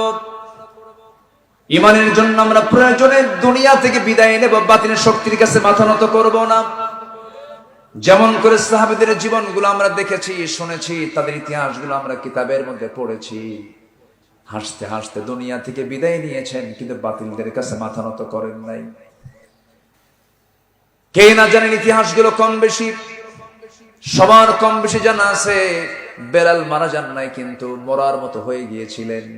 রাসূল বললেন, ও সাহাবীরা কে আছো, আমার বেলালকে মুক্ত করে আনবে, আল্লাহ তাকে জান্নাত দিয়ে দিবেন। সাইয়েদনা আবু বকর কোটি কোটি টাকার মালিক ছিলেন, মিলিয়নার ছিলেন, বিলিয়নার ছিলেন। নবীর সামনে দাঁড়িয়ে বলছেন, ইয়া রাসূলুল্লাহ আপনি যখন জান্নাতের কথা বলে দিলেন, কোনো চিন্তা নাই, যা লাগবে আমি আবু বকর বেলালকে মুক্ত করে আনবো। তার মনিব উমাইয়ার সামনে গিয়ে স্বর্ণ মুদ্রার নিক্ষেপ করলেন তার মুখের উপরে। বলেন, উমাইয়া রে কত স্বর্ণ মুদ্রা লাগবে, সব তোকে দিয়ে দেব। জান্নাতটা কিনে নিয়েছি, আমার বেলালকে তুই মুক্ত করে দে। বেলালকে মুক্ত করে এনে নবীর সামনে হাজির করালেন। নবজি মাথা থেকে পা পর্যন্ত দেখে বলছেন, বেলাল রে তোর যেই জখমওয়ালা রক্ত, তোর এই জখমওয়ালা দেহ, এই যে রক্ত তোর শরীর থেকে ঝরলো বেলাল, বেশি দিন দেরি নয় বেলাল, এই জমিনে আল্লাহর দিন কায়েম হয়ে যাবে। আমার ভাইরা, দিন শুধু গ্রহণ করেছেন, মদিনায় হিজরত করে একজন সাহাবী খবাইবকে মক্কার কুরাইশরা ধরে আনলো মদিনা থেকে। মদিনার উপকণ্ঠ থেকে ধরে এনে জেলখানায় আটকা রাখলো। বলা হলো, খবাইব ইমান ছেড়ে দে। কি ছেড়ে দে? ইমান ছেড়ে দে। খবাইব বললেন, ইমান তো ছেড়ে দেওয়ার জন্য ইমান আনি নাই, হাসতে হাসতে দুনিয়া থেকে বিদায় নেব, ইমানটা কখনো ছাড়বো না। সাইয়েদনা খবাইবকে ধরে নিয়ে তারা মারতে মারতে পিঠের চামড়া তুলে ফেলে দিল, রক্তাক্ত করে ফেলে দিল, শেষ পর্যন্ত তার খাবারটাও বন্ধ করে দিয়েছে। সঙ্গে সঙ্গে আল্লাহর ফয়সালা, খবাইবের খাবারের জন্য আল্লাহ তাআলা জান্নাতের খাবার বাজেট পাস করেছে। মারিয়ামের মতো মারিয়াম দুনিয়াতে বসে কিসের খাবার খেয়েছিলেন? জান্নাতের খাবার খেয়েছিলেন। খবাব রাদিয়াল্লাহু আনহুকে আল্লাহ তাআলা জান্নাতের আঙ্গুর খাওয়ায়া দিলেন। সেই জেলখানার মধ্যে তারা আটকে রেখেছে, শেষ রাতে তিনি আল্লাহর কালাম তেলাওয়াত করতেন, আল্লাহ তার সামনে জান্নাতের আঙ্গুরের ছড়া ঝুলাইয়া রাখতেন। ফেরেশতা তার সামনে খাবারগুলো নিয়ে আসতো। 3 মাস 4 মাস যখন গত হয়ে গেল, খাবার ছাড়া একটা মানুষ তো বাঁচতে পারে না, বরঞ্চ খবাবের চেহারারও সুন্দর চেহারায় রূপ নিল। সবাই বলল, বুঝতে পেরেছে আমরা খবাবকে যদি বেঁচে রাখি ঈমান গ্রহণের পরিমাণটা আরো বেড়ে যাবে, তাকে আমরা দুনিয়া থেকে বিদায় করে দেব। শেষ পর্যন্ত বলা হলো, খবাব ঈমান যদি না ছাড়ো আমরা তোমাকে দুনিয়া থেকে ফাঁসি কাস্টে ঝুলিয়ে তোমাকে দুনিয়া থেকে শুলে চড়াইয়া মেরে ফেলবো। খবাব বললেন, তোমরা আমাকে কি করবে জানি না, তবে আমি খবাব নাকের মধ্যে জান্নাতের ঘ্রাণ পাওয়া শুরু করে দিয়েছি। ধরা হলো, শেষ পর্যন্ত তাকে শুলে কাস্টে ঝুলিয়ে মারা হবে। বলা হলো, খবাব রে, তুমিও কুরাইশ আমরাও কুরাইশ, তোমার পরিবারের সঙ্গে কোনো কথা আছে নাকি, কোনো জানাশোনা আছে নাকি, কোনো তাদের সঙ্গে বোঝাপড়া আছে নাকি, কোনো শেষ কথা তুমি বলতে চাও নাকি? তুমি যদি বলতে চাও আত্মীয় স্বজনের সঙ্গে তোমার মিট করায় দেব, তোমাকে আমরা ফাঁসির মঞ্চে ঝুলিয়ে মারবো। খবাব বললেন, শোনো আমার ভাইয়েরা, তোমরা আমাকে যে হুমকি ধামকি দিন দিচ্ছ, মৃত্যুর ভয় দেখাচ্ছ, আমি কাউকে পরোয়া করি না। মৃত্যুর ফয়সালা হয় আসমানে, জোরে কোন সুবহানাল্লাহ। এবার তিনি বলছেন, তোমরা যদি আমার শেষ ইচ্ছা পূরণ যদি করতে চাও, আমার পরিবার লাগবে না, আমার পরিজন লাগবে না, আমার ছেলে মেয়ে সন্তানাদি কেউ লাগবে না, শুধু আমার শেষ ওসিয়ত যদি তোমরা যদি পূরণ করতে চাও, আমাকে তো ওযুর পানি দিয়ে দিব, ওযু বানাবো, নামাজে দাঁড়ায় আমি আমার মহান প্রভু আল্লাহর সঙ্গে কথা বলবো নামাজের মধ্যে। ওযুর পানি দেওয়া হলো, ওযু বানালেন, নামাজে দাঁড়ায় গেলেন, নামাজ শুরু করেছেন। সাইয়েদনা খবাইব নামাজ পড়তেছেন, প্রথম রাকাতে আস্তে আস্তে পড়লেন, দ্বিতীয় রাকাতে নামাজ পড়তে নিয়ে ভাবলেন, নামাজ যদি লম্বা করি কাফের মুশরিকরা ভাববে খবাইব বুঝে মৃত্যুর ভয়ে নামাজকে লম্বা করছে। এই চিন্তা মাথায় নিয়ে করলেন কি, দ্বিতীয় রাকাতটা তাড়াতাড়ি করে শেষ করলেন। শেষ করি হাত উঁচু করে দোয়া করে বলতেছেন, আল্লাহ তাআলা, বুঝতে পেরেছি আল্লাহ, আমার মনে হয় হায়াতটা বেশিক্ষণ না, আমি মরে যাব, কারণ নাকের মধ্যে জান্নাতের ঘ্রাণ পাচ্ছি। আমি যদি দুনিয়া থেকে বিদায় নিয়ে নিই আল্লাহ, আজকে 4 মাস গত হতে চললো, রাসূলকে আমি দেখি না, রাসূলকে আমি কাছে পাই না। আমি যদি দুনিয়া থেকে বিদায় হয়ে যাই, ও আল্লাহ, আমার তোমার দরবারে প্রার্থনা, আমার বিদায়ী সালামটা তুমি আল্লাহ নবীর দরবারে পৌঁছাইয়া দিও। এই দোয়া করে তিনি দোয়া সম্পূর্ণ করলেন। ফাঁসির মঞ্চের দিকে তিনি দৌড়া দৌড়া চলে যাচ্ছেন। সবাই বলে, খবাইব কেউ কে মৃত্যুর জন্য দৌড়ায় নাকি? খবাইব বলছেন, তোমরা আমাকে ফাঁসির মঞ্চের দিকে নিয়ে যাচ্ছ, আল্লাহ আমাকে জান্নাতের 8টা দরজা আমাকে দেখায় দেখায় দিতেছে। খবাইব রাদিয়াল্লাহু তাআলা আনহু নবীর দরবারে সালামটা পৌঁছায় দিলেন। নবীর দরবারে সালাম পৌঁছার সঙ্গে সঙ্গে আমার নবীজি দাঁড়ায় গেলেন। সাহাবায়ে কেরাম সামনে বসা, হঠাৎ করে দাঁড়ায় গেলেন। রাসূল বলছেন, সালামুন আলাইকা ইয়া খবাইব, সালামুন আলাইকা ইয়া খবাইব, হে খবাইব তোমাকে সালাম, হে খবাইব তোমাকে সালাম। এই সালাম শোনার সঙ্গে সঙ্গে সাইয়েদনা ওমর ফারুক বলছেন, ইয়া রাসূলুল্লাহি, আমাদের খবাইবের কি হয়েছে যার জন্য আপনি সালামটাকে বারবার দিচ্ছেন, এর কারণটা কি? রাসূল বলছেন, আমার সাহাবীরা রে, আমার খবাইব তো দুনিয়াতে বেঁচে নাই, জান্নাতের পাখি হয়ে জান্নাতের মধ্যে আমার খবাইব উড়ে বেড়াতেছে। খবাইবকে ধরে নিয়ে শুলে কাস্টে ঝুলানো হলো, 2 হাত 2 পা বাঁধা হলো। একজন কাফের এসে বলতেছে, তোর এই জায়গা যদি তোকে না ঝুলায় রেখে যদি মুহাম্মদকে ঝুলায় রাখতে পারতাম কতই না ভালো হতো। নবীর প্রতি তার কি প্রেম, নবীর প্রতি তার কি মুহাব্বত। নবীর বিরুদ্ধে এমন কথা শোনার সঙ্গে সঙ্গে করলেন কি, হাতে কোনো বল নাই, কারণ হাতটা বেঁধে ফেলে দিয়েছে, পায়ে কোনো শক্তি নেই, পায়ে তার শিকল লাগানো। এই সময় করলেন কি, ওই সাহাবী খবাইব মুখের ভিতরে অনেকগুলো থুতু জমা করলেন। জমা করে যে ব্যক্তি নবীর বিরুদ্ধে কথা বলেছে তার মুখ বরাবর থুতু নিক্ষেপ করে বলছেন, ওরে জাহান্নামের নরকে, তুই জেনে রাখিস আমার চোখের সামনে আমার নবীর একটা পশমের ক্ষতি হবে, আমি তাকে হালে ছেড়ে দিতাম না। এই আচরণ করার সঙ্গে সঙ্গে একজন কাফের এসে সাইয়েদনা খবাইবের ডান হাতে একটা আঘাত করলো, হাতটা ছিটকে পড়ে গেল। বাম হাতে আঘাত করলো, বাম হাত ছিটকে পড়ে গেল। সঙ্গে সঙ্গে খবাইবের মুখে আওয়াজ দিয়ে দিয়ে হাসির আওয়াজ শোনা যাচ্ছে। সবাই বলল, খবাইব তোমার একটা করে হাত কাটতেছে, তুমি চিৎকার মেরে মেরে হাসো কেন, কি হয়েছে? খুবাইব বলছেন, তোমার আমার একটা করে অঙ্গ হানি করে দাও, আল্লাহ তাআলা আমার জান্নাতের ভিতরে জান্নাতের হুরগুলো আমাকে একটা একটা করে দেখায় দেখায় দেয়। শেষ পর্যন্ত নেজা তরবারি দিয়া বুক বরাবর মেরে দিল, পিঠ দিয়ে বের হয়ে গেল। খুবাইব দুনিয়া থেকে বিদায় নিয়ে নিলেন। খুবাইব আরশ আজিমের আল্লাহ তাআলার সবচাইতে কাছের মেহমান হয়ে গেলেন। আমার বন্ধুগণ, এই খুবাইব রাদিয়াল্লাহু তাআলা ইচ্ছা করলে পরিমাণটা ছাড়তে পারতেন, ফাঁকিবাজি করতে পারতেন, মুনাফিকের পথ অবলম্বন করতে পারতেন, কিন্তু হাসি মুখে জীবনটা তিনি বরণ করে দিয়েছেন, জীবনটা তিনি দিয়ে দিয়েছেন, উৎসর্গ করে দিয়েছেন। কিন্তু ঈমানটা কারো সামনে তিনি হারাতে দেন নাই। জোরে কোন সুবহানাল্লাহ। এই জন্য আমরা ঈমান আনবো, ঈমানের যত্নের দরকার আছে না নাই? আজ তো যত্ন আগে না ঈমান আগে? ভালো করে কোন, যত্নই তো আগে। ঈমান আনছেন কিন্তু যত্ন নাই, তাহলে কি হলো? প্রস্তুতি আগে। ইয়া আইয়ুহাল্লাযীনা আমানু ইসতাঈনু বিস-সাবরি ওয়াস-সালাহ, ধৈর্য আগে, এরপরে সালাত।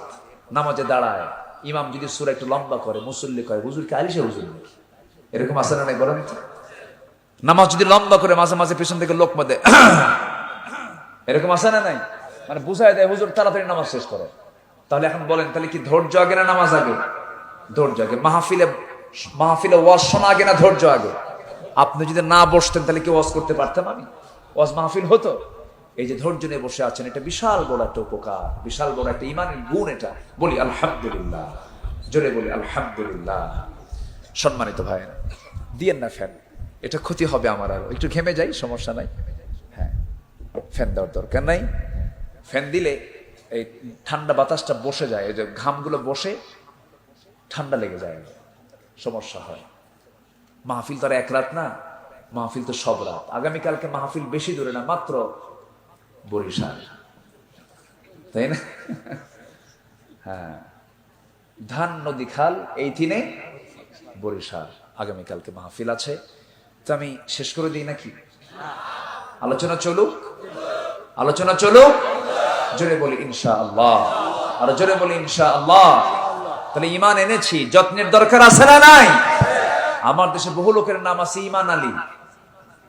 কি নাম? ঈমান আলী। নামাজ পড়ে না।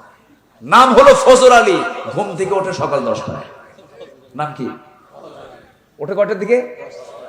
নাম ঠিক আছে বলেন। ফজর আলীতে কখন উঠবে? ফজর উঠবে। ফজর আলী উঠতেছে কয়টায়? 10টা। নাম হলো আতর আলী। কি নাম? আতর আলী। পকেটে আতর না, আছে গাঁজা। কি আছে? নাম হলো হিম্মত আলী। খুব সাহস থাকার কথা, কিন্তু সাইকেলের চাকা বাসলে শীত হয়ে পড়ে। নাম হলো হিম্মত আলী। নাম হলো রমজান আলী। রমজান মাসে দুপুর বেলা ইফতার করে। নাম দিয়ে তো কাজ হবে না, বংশ দিয়ে কাজ হবে না। কুরাইশ বংশ নাম দিয়েও কোনো লাভ হবে না, কারণ কুরাইশ বংশে জন্ম নিয়েছে আবু লাহাব। আবু লাহাবের নামে যে সূরা আছে, এটা রহমত না গজব? আবার কুরাইশ নামে সূরা আছে না নাই? কুরাইশ বংশে জন্ম নিয়েছেন মুহাম্মদ সাল্লাল্লাহু আলাইহি ওয়াসাল্লাম, কুরাইশ বংশের রাসূল। কুরাইশ বংশের আবু লাহাব বংশ দিয়ে কি করবেন? ঈমান আছে, দাম আছে, ঈমান নাই, দাম নাই, বংশ দিয়ে কোনো কাম নাই। নবীর বাপ হয়েও লাভ নাই, নবীর ছেলে হয়ে লাভ নাই, নবীর চাচা হয়েও লাভ নাই, কি লাভ হবে? তারপর প্রমাণ হলো ইব্রাহিম আলাইহিস সালাতু ওয়াস সালাম, তার পিতা ছিল একজন মুশরিক আযর। এত বড় নবীর বাপ হওয়ার পরেও নবী ইব্রাহিম আলাইহিস সালাম তার জন্য আল্লাহর কাছে সুপারিশ করতে পারবেন না, কারণ তার মধ্যে কি নাই? ঈমান নাই। নূহ আলাইহিস সালাতু ওয়াস সালাম, তিনি যখন বললেন আমার কেনান, তুই আমার দিকে আয়, তুই তো আমার সন্তান, ইসলামটা কবুল কর। সে কাফের ছিল। আল্লাহ বললেন ইন্নাহু লাইসা মিন আহলিক, সে তোমার কেউ না, পরিবারের কেউ না। ঈমান আছে, পরিবার আছে, ঈমান নাই, পরিবার। কি কথা, কি কথা, কি বলেন দেখেন, কি কথা এটা? ইন্নাহু লাইসা মিন আহলিক। আল্লাহ তাআলা বলছেন নূহ, কেনানকে ডাক দিও না, তোমার সন্তান তুমি ভাবতেছো, কিন্তু সে তোমার পরিবারের কেউ না, কারণ কি নাই? আসতে বলবেন না, কি নাই? আর আমার দেশে একই পরিবারের, হাজি পরিবারের 4 ছেলে 4 দল করে। 4 ছেলে কয় দল করে? 4 দল। 4 দল করা মানে কি? কোন দল কি আর দেশে বাদ থাকলো? কোনদিন কি আর ঝড় ঝাপটা আসবে ওদের? আসবে ঝড়ঝাপটা? একই পরিবার 4 জন, 4 ভাই 4 দল করে। যখন যে সব দল ক্ষমতায় থাকে আর 3 ভাই বলে ভাই 5 বছর চালা, এই 5 বছর তুই দেখবি আমাদের, এরপর যখন আমরা ক্ষমতা আসবো তখন দেখবো তোকে। এটার নাম কি ঈমান না মুনাফিকি? ঈমান না মুনাফিকি? যুগে যুগে এই মুনাফিক ছিল, আজও আছে না নাই? আজও আছে না নাই? আজও আছে। ঈমানদার কথা বলবে কয় জবানে? এক জবানে। এক জবানে কথা বলবে, 2 জবানে ঈমানদার কখনো কথা বলবে না। ঈমানদারের জবান হবে 2 না 1? ঈমানদার হবে ওয়াদা রক্ষাকারী, ঈমানদার হবে আমানত রক্ষাকারী। যারা ওয়াদা নাই, যারা আমানত নাই, তার ঈমানই নাই। লা ঈমানা লিমান লা হাদালা, লা ঈমানা লিমান লা আমানাতা লা, আও কামা ক্বালা আলাইহিস সালাতু ওয়াস সালাম। যারা আমানত নাই, যারা ওয়াদা নাই, তার ঈমানই নাই। কে বলেছেন? মুহাম্মদ সাল্লাল্লাহু আলাইহি ওয়াসাল্লাম। আল্লাহ তো নিজেই বলেছেন, আল্লাযীনা হুম লিআমানাতিহিম ওয়া আদিহিম রাউন ওয়াল্লাযীনা হুম আলা সালাওয়াতিহিম ইউহাফিজুন। আল্লাহু আকবার। সম্মানিত ভাইয়েরা, অনেক কথাই তো মনে হচ্ছে, বলি আরো বলি মনে হয়। বলবো? কারো কোনো আপত্তি নাই? জি, জোরে বলি ইনশাআল্লাহ। আল্লাহ কবুল করুন, আল্লাহ কবুল করুন, আল্লাহ কবুল করুন। তাহলে আমরা ঈমান এনেছি, যত্ন নেব না ইনশাআল্লাহ? 5 ওয়াক্ত নামাজ পড়বেন কারা কারা? একটু হাত তুলে দেখান দেখি। 5 ওয়াক্ত নামাজ। হাত কিন্তু অনেক একটু অর্ধেক তোলে আর চিন্তা করে, হুজুর কি করি, মাহফিলে আসতে না তুললে কেমন হয়। একটু হাত উঠান না ভাই, একটু হাত ভালো করে উঠান দেখি। একটু আল্লাহ ভিডিও, আল্লাহর ক্যামেরা তো দুর্বল, তাই না? আপনি অর্ধেক তুললে আল্লাহ অর্ধেক মানে দেখবে না, মনে হয় না কিরকম? আল্লাহ সব দেখে কিনা বলেন? আল্লাহ কি শুধু বাইরে দেখে না, অন্তরটাও দেখে। অন্তর দেখে পৃথিবীর কেউ দেখতে পারে? দেখি একটু হাতটা উঠান না, একটু হাতের নাড়াচাড়া করেন তো দেখি। মাশাআল্লাহ। বলি ইয়া আল্লাহ, আমাদেরকে 5 ওয়াক্ত সালাত আদায় করার তৌফিক তুমি আল্লাহ দিয়া দাও। জোরে বলি আমিন। আরো জোরে আমিন, আরো জোরে আমিন। কষ্ট পেলেন?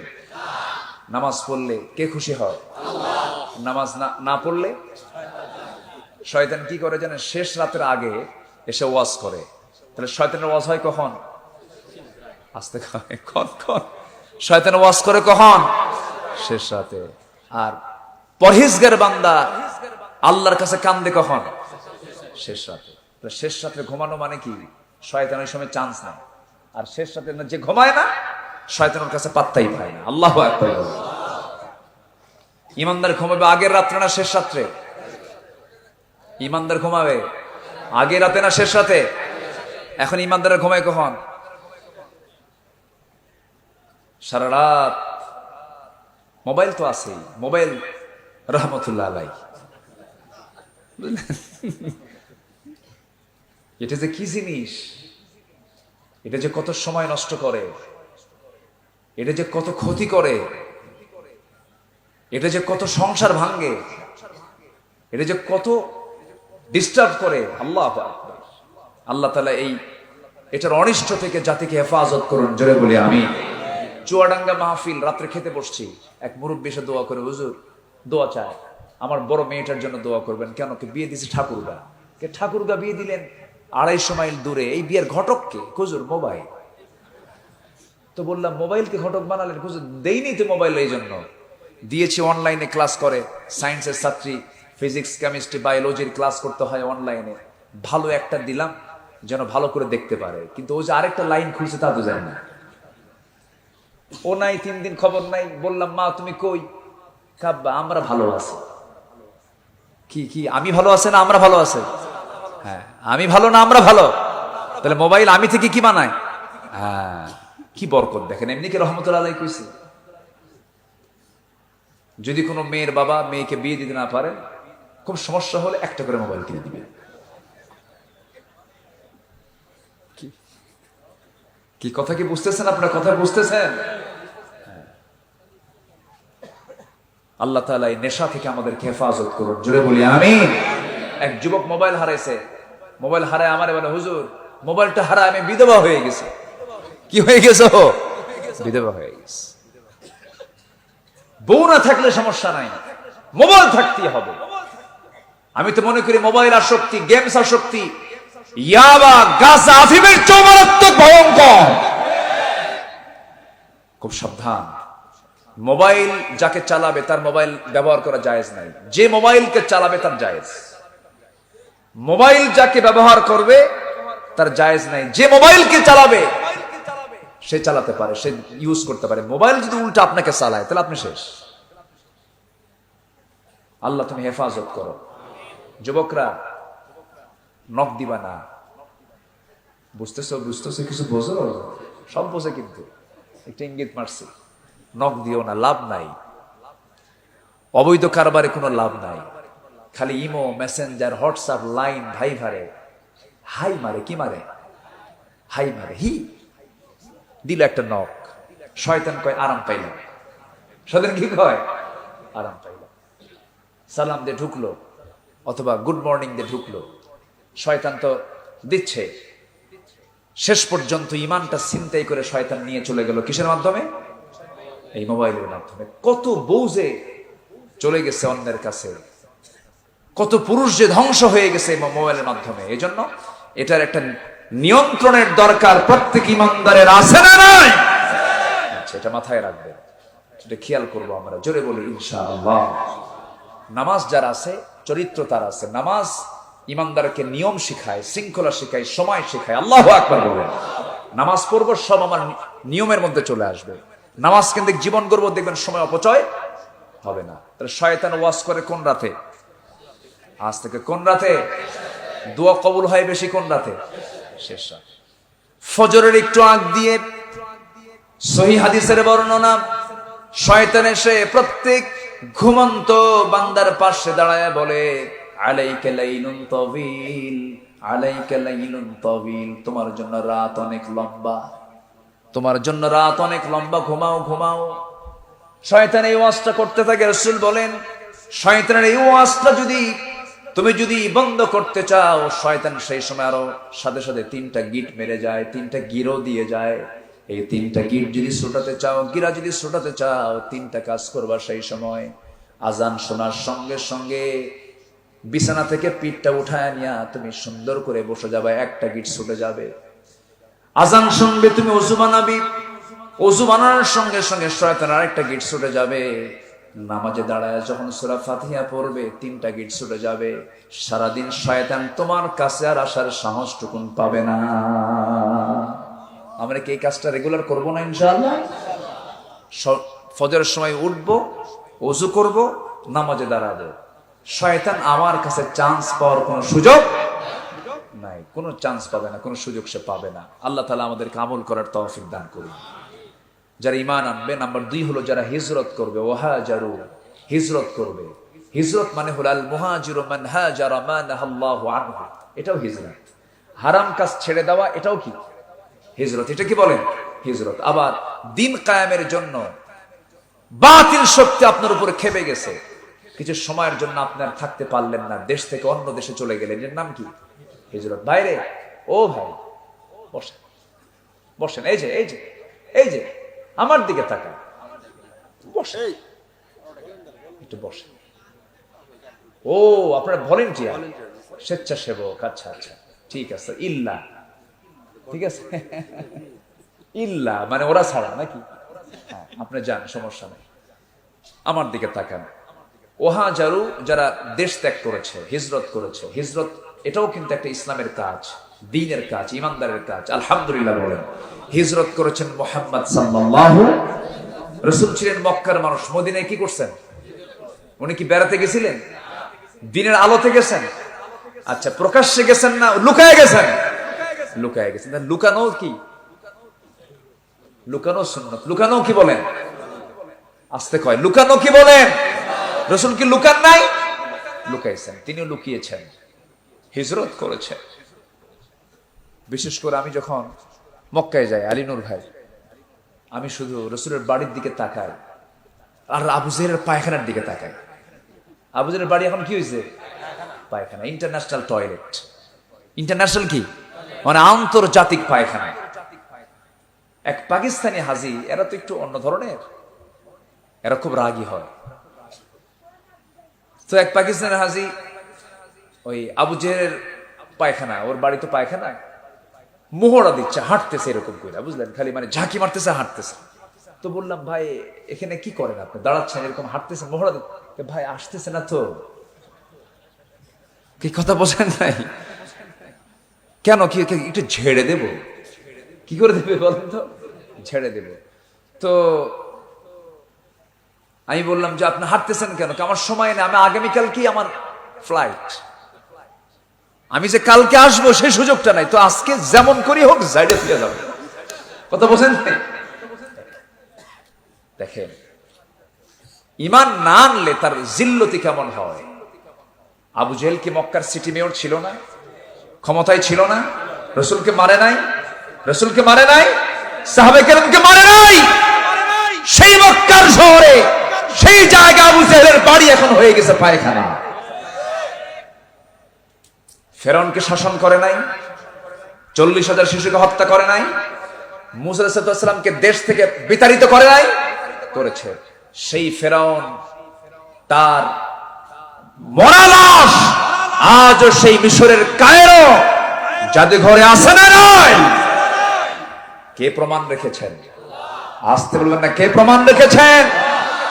ও দুনিয়ার জালিমরা, ও দুনিয়ার ফুজ্জাররা, জালিম শাসকেরা, শিক্ষা নাও আবু জেহেলের বাড়ি থেকে, শিক্ষা নাও মরা সুটকি ফেরাউনের লাশ থেকে, ঠিক কিনা? এই কোরআনে নবীর নাম বাদ গেছে কিছু, ফেরাউনের নাম কিন্তু বাদ যায় নাই। ফেরাউনের নাম আছে না নাই? আছে। অসংখ্য নবী ছিলেন পৃথিবীতে, সব নবীর নাম কি কোরআনে আছে? নাই। 25 জন নবীর নাম আছে। কয়জন নবীর নাম? 25 জন। কিন্তু ফেরাউনের নামটা কিন্তু ঠিকই আছে, ফেরাউন, হামান। দেখেন ফেরাউনের অপোজিট হচ্ছেন মুসা আলাইহিস সালাতু ওয়াস সালাম, তার নামে লোক আমার দেশে আছে না নাই? এখানেও মুসা আছে, আমি ডাক দিলি পাবো। ইব্রাহিম আছে, ইব্রাহিম নাই? দেখি ইব্রাহিমকে হাত তোলেন। ইব্রাহিম কই? কি রে, বাপ নাই এখানে? ইব্রাহিম নাই? কই?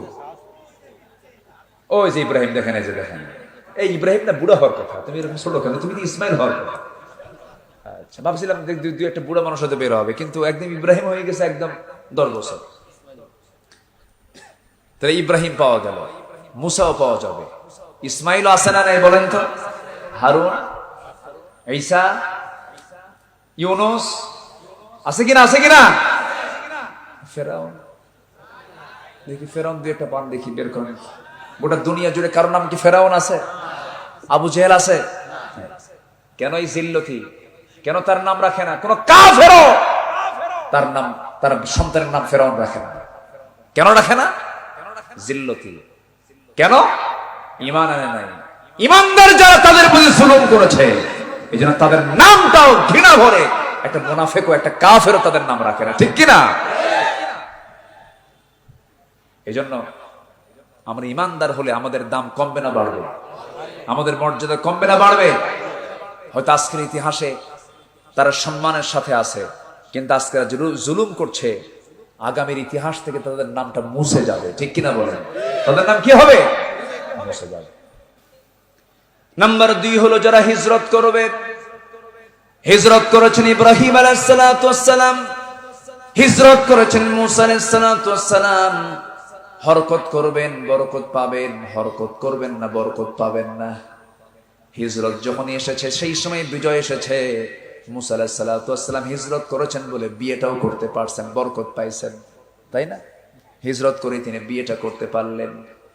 ফেরাউন করলো কি? মুসা আলাইহিস সালাতু ওয়াস সালামের বিরুদ্ধে হত্যার হুলিয়া জারি করে দিল। কারণ মুসা আলাইহিস সালামের রাগ কম ছিল না বেশি ছিল? খুব কম না খুব বেশি?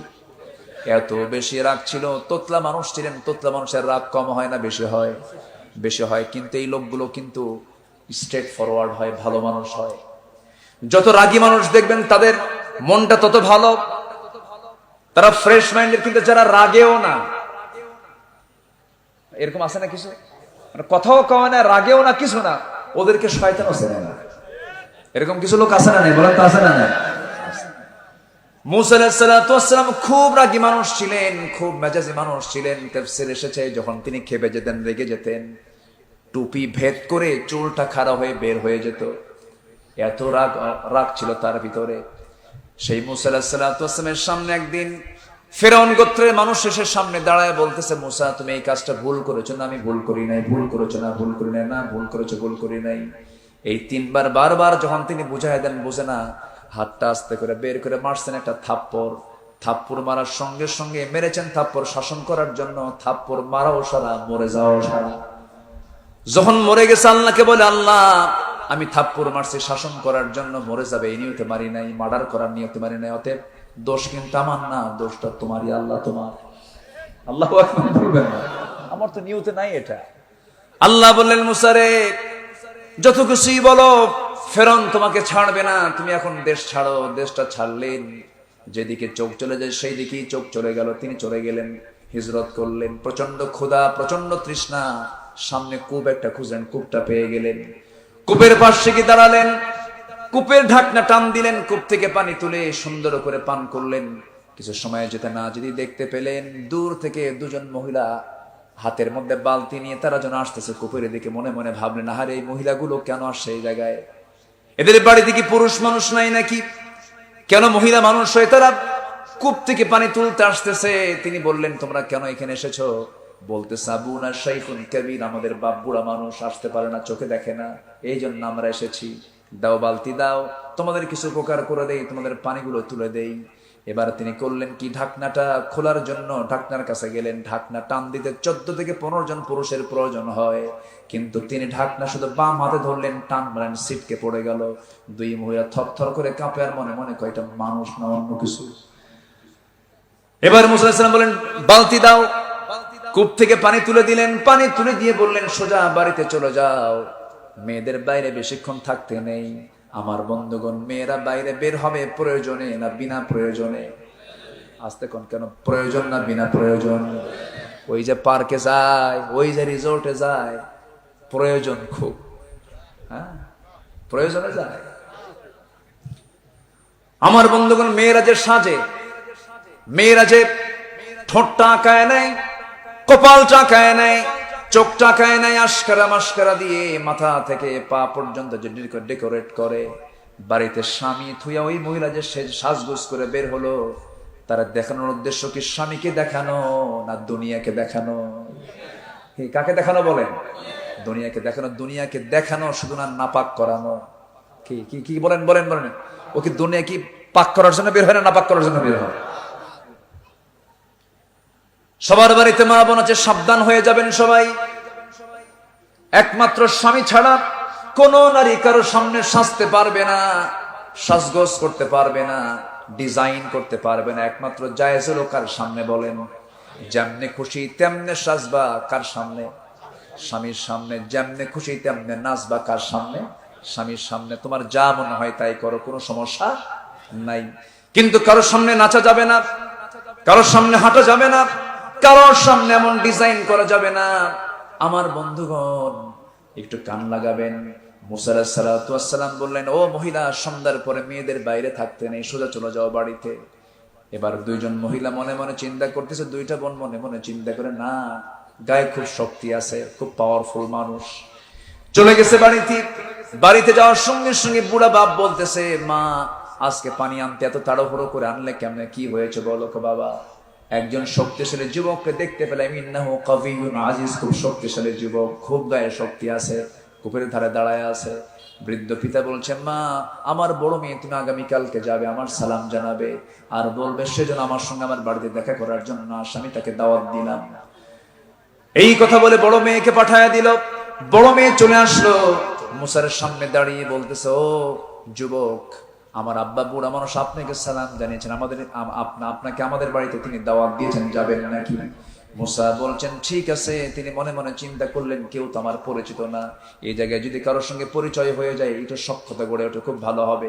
রাজি হয়ে গেলেন, হ্যাঁ যাব, কিন্তু আমি যাবো কেমনে? বাড়ি তো চিনি না আমি, আমাকে চেনায় দেবে কে? মহিলা বলতেছে, আমি চেনায় দেব, আমি সামনে সামনে যাব, আপনি আমার পিছে পিছে ফলো করবেন, আমি ডানে যাব, আপনি ডানে যাবেন। মুসা আলাইহিস সালাতু ওয়াস সালাম ওই মহিলার এমন প্রস্তাব শুনে চক্ষুটা বড় করে বলছেন, মহিলা, তুই কি কইলি আমারে? তুই আমারে কইলি কি তুই সামনে সামনে থাকবি, আমি পিছিয়ে পিছিয়ে থাকবো এমন পুরুষ আমি নই। আমি হলাম নেতার জাত, তুই হলি তার অনুসারীর জাত। তুই একটু মুসল্লি, আমি হলাম ইমাম। নামাজ যখন দাঁড়াবে স্বামী ইমাম হবে না স্ত্রী ইমাম হবে? বলেন কে ইমাম হবে? নেতা যদি হতে হয়, নেতা হবে নেত্রী না পুরুষ নেতা হবে না নারী নেতা হবে? কে নেতা হবে বলেন? এই পৃথিবীতে একজন নবীর নাম কে বলতে পারবেন? কোন মহিলা কি নবী ছিলেন? কোন মসজিদ ইমাম কি মহিলা আছে? মুসা আলাইহিস সালাম বললেন, শোনো মহিলা, তুমি সামনে সামনে যাবে নেতার আসনে, তুমি সামনে সামনে চলবে, আমি তোমার পিছে পিছে আসবো। এমন পুরুষ আমি নই, তুই পিছে আয়। কি তুমি পিছে না আসো, আমি সামনে চলবো। বেশি কথা বলবা না, তোমার কথার মধ্যে সুর আছে, ঝংকার থাকতে পারে। বেশি কথা আমাকে বলবা না, আমি পরপুরুষ, তুমি পরনারী। প্রয়োজনে তুমি আমাকে নিয়ে যাচ্ছ, শুধু একটা কথা বলবে, আমি সামনে সামনে চলবে, একটা আওয়াজ শুধু দিবা, ডান বাম ডান বাম। এর বাইরে একটা কথাও তুই বের করতে পারবি না মুখ থেকে। কথা বোঝেন নাই? এবার মহিলা মনে মনে কয়, গতকালকে দেখলাম শক্তিশালী যুবক, আজকে দেখি চরিত্রবান যুবক বটে, চরিত্র ভালো। একটা চরিত্রবতী নারীর কাছে পুরুষের দুইটা গুণ পছন্দ। এক নাম্বার হলো চরিত্রগত দিক যদি ভালো হয় কোনো পুরুষের, এবং নাম্বার 2 হলো শক্তিশালী পরিশ্রমী যুবক। কিন্তু আজকের অধিকাংশ মেয়েরা কি এগুলো পছন্দ করে না, আউলা ঝাউলা চুল পছন্দ করে। কি ঠিক আছে না? চরিত্র দেখা লাগে না। ফ্যাশনওয়ালা ছেলে পছন্দ করে। কি ফ্যাশন? মাথার চুল দুই দিকে চুল নাই, চামড়া বের করা, মাথার উপরে দক্ষিণ তালপট্টির দিক, শার্ট একখান পরে ছেঁড়া, প্যান্ট একখান পরে ফাটা, হাঁটু ফাটা। কি ফাটা বলেন? হাঁটু ফাটা প্যান্ট পছন্দ। যখন মেয়ের বাপ বলে, মা তোমাকে বিয়ে দেব দাড়িওয়ালা একটা ছেলে, খুব ভালো শিক্ষিত ছেলে, মেডিকেলে পড়ে, ভালো আল্লাহওয়ালা পরিষ্কার, ভালো পরিবারের সন্তান, তার সঙ্গে তোমার বিয়ে দেব। মেয়ে বলে, আব্বা তোমার রুচি নষ্ট হয়ে গেছে, এর মুখে দাড়ি মানে ও তো সাসা। এরকম রুচির মহিলা আজকে সমাজে কম না বেশি? অনেক যুবক বলে, হুজুর দাড়ি রাখবো কেমনে, বিয়ে তো করি না। সেই যুবকদেরকে বলবো, যে মেয়েরা তোমার দাড়ি পছন্দ করবে না, সেই মেয়েদেরকে বিয়ে করার দরকারও নাই। কিবার বুড়া চাচাও কয়, ঠিক, বিয়ে করবেন নাকি আপনারা? ও নাতি বিয়ে করাবে? জি ঠিক আছে, আলহামদুলিল্লাহ। আমি আজকে মাহফিলে কথা বলে খুব মজা পাচ্ছি।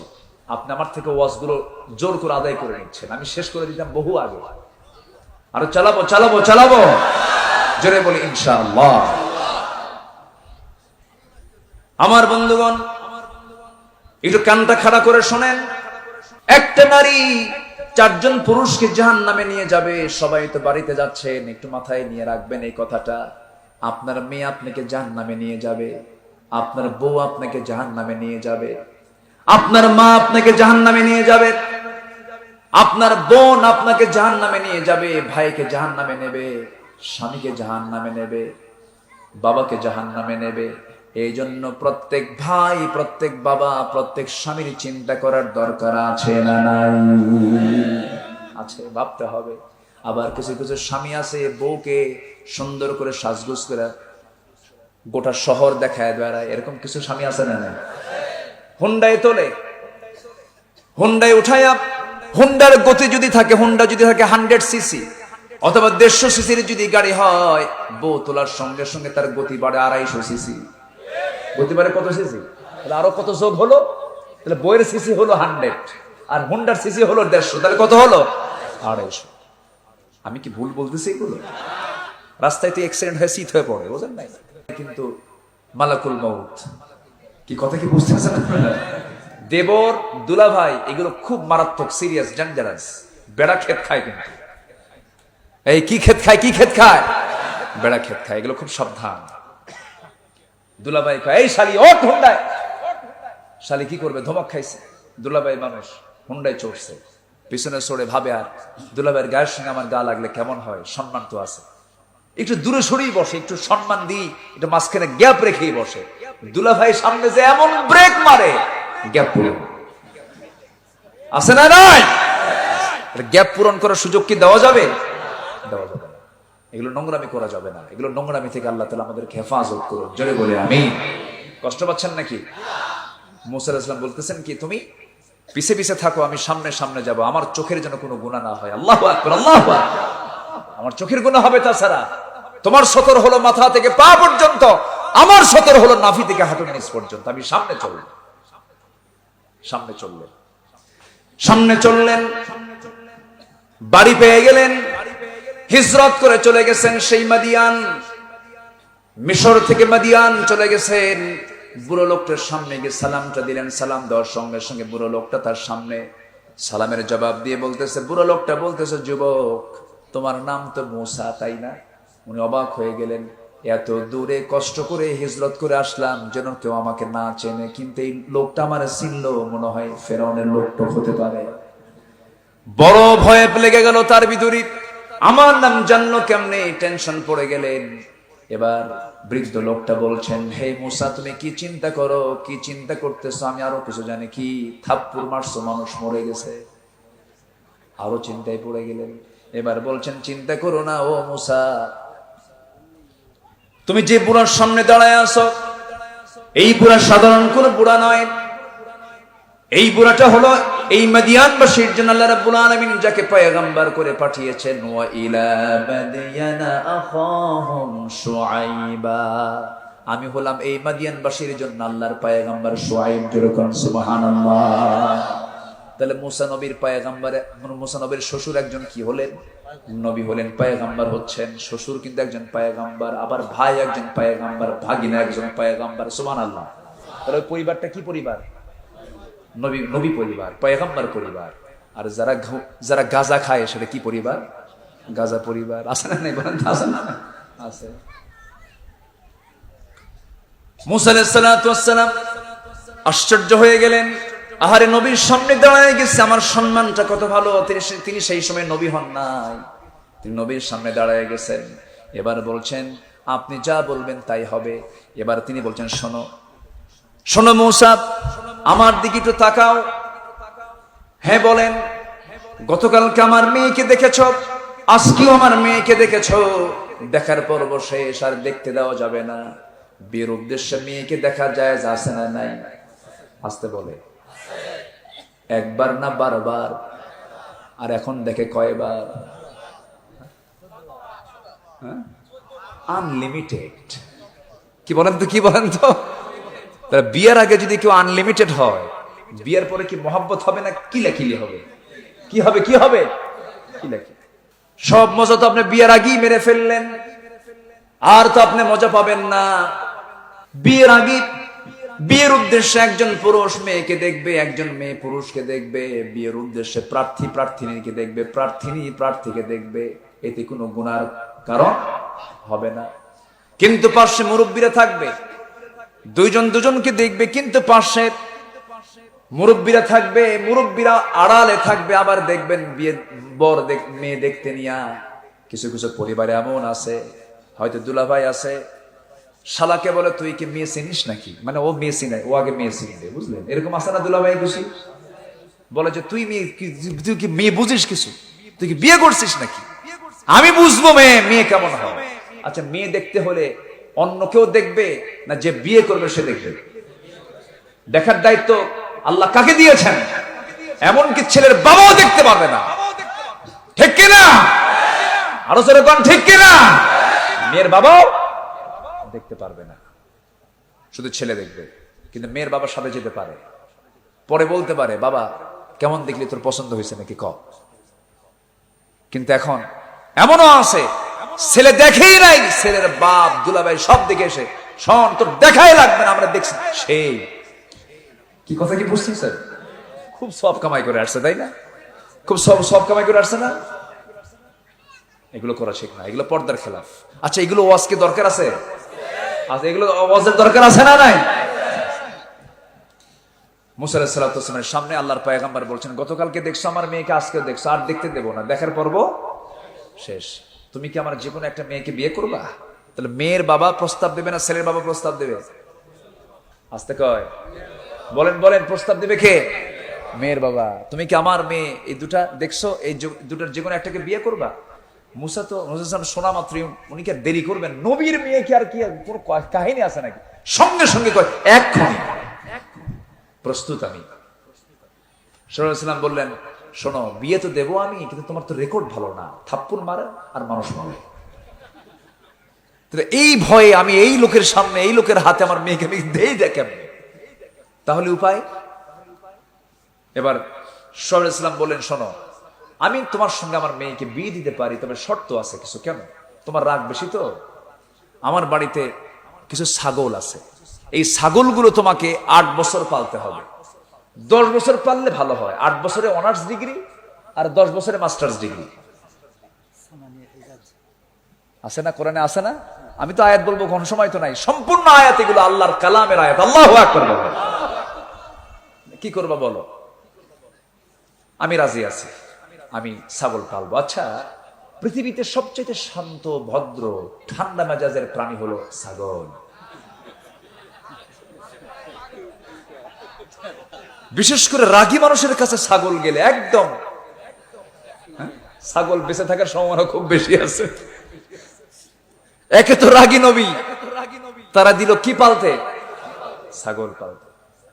চিন্তা করে, মুসা আলাইহিস সালাম হিজরত করলেন। হিজরতে বরকত আছে না নাই? নবীর হিজরতে বরকত আছে না নাই? হিজরত হয়েছে, দিন কায়েম হয়েছে, হিজরত হয়েছে, দিন মজবুত হয়েছে, ঈমান মজবুত হয়েছে। আল্লাহু আকবার। মুসা আলাইহিস সালাম 8টা বছর নয় 10টা বছর ছাগল পালা সম্পূর্ণ করলেন। ইবনে কাসির এসেছে, সর্বশেষ দিন যেদিন তিনি ছাগল পালগুলো নিয়ে বাড়ির দিকে আসবেন মাঠ থেকে, হঠাৎ করে একটা ছাগল পাল থেকে একাকি দৌড় মেরেছে। রাগ উঠে গেছে মুসলিমের, ধরার জন্য দৌড় মারছেন। মুসাও দৌড়ান, ছাগলও দৌড়ায়, ছাগল সহজে ধরা দেয় না। কিন্তু মুসা আলাইহিস সালাম তো আল্লাহর পয়গম্বর, শক্তি কম না বেশি আমার আপনার চাইতে? নবীদের শক্তি সকল মানুষের চাইতে কম না বেশি? বেশি। আমার নবীকে আল্লাহ তাআলা 100 জন জান্নাতি পুরুষের চেয়েও বেশি শক্তি দিয়েছিলেন। যেরকম সুবহানাল্লাহ। মুসা আলাইহিস সালাম ধরে ফেললেন ছাগলটাকে। একে তো রাগ বেশি, ছাগলটা ধরে ফেলে ছাগলের দুই হাতের মধ্যে নিয়া ছাগলটাকে সোজা উঁচু করেছেন, মাথার শূন্যের উপরে নিয়েছেন। কি মারবেন? আছাড় মারবেন। কিন্তু ছাগলটার চোখের দিকে তাকায় দেখেন, ছাগলটার চোখ মুখে দারুণ ভয় থরথর করে কাঁপতেছে।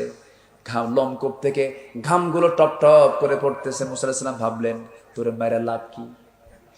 তুই তো ছাগল, তুই তো কি, তোরে মায়েরা তো লাভ নাই, তোরে মেরে তো আমার কোনো লাভ হবে না, তুই তো বুঝিস না, তোরে মেরে আমার কোনো লাভ নাই। একটু দয়া হলো, দুই হাত থেকে ছেড়ে দিয়ে ছাগলটাকে কোলের মধ্যে নিয়ে আদর করা শুরু করলেন। আল্লাহ বলছেন, মুসা, তোমার রাগ কমে গেছে, আমি তোমার নবুয়ত দিয়ে দিলাম। যেরকম সুবহানাল্লাহ। আমার বন্ধুগণ, হিজরতের পুরস্কার আছে না নাই বলেন? তাহলে ঈমান আনবো, যত্ন নেব। হিজরতের বিষয়টা আল্লাহ রাব্বুল আলামিন বলেছেন, হিজরতের 2টা ব্যাখ্যা আমি দিয়েছি এখানে। একটা হলো দেশ ত্যাগ, জমিন থেকে স্থানান্তরিত হয়ে যাওয়া, আর একটা হলো হারাম কাজ থেকে নিজেকে গুটিয়ে রাখা। নাম্বার 3 হলো ওয়াজাহাদু ফি সাবিলিল্লাহ, যুদ্ধ করা, জিহাদ করা কার পথে? এই লাইনে যদি ওয়াজ করতে যাই ফজর হয়ে যাবে। চলুক আলোচনা, চলুক, হুজুর মরুক। আচ্ছা, ওয়াজাহাদু ফি সাবিলিল্লাহ, যারা আল্লাহর পথে জিহাদ করবে, ওয়াল্লাযীনা আওয়াও ওয়া নাসারু, যারা আশ্রয় দেবে এবং সাহায্য করবে, এই 4টা কাজ যারা করবে, আল্লাহ বলছেন উলাইকা হুমুল মুমিনুনা হাক্কান, এরাই হলো টাটকা মুমিন। যেরকম সুবহানাল্লাহ। আরে কি মুমিন বলেন?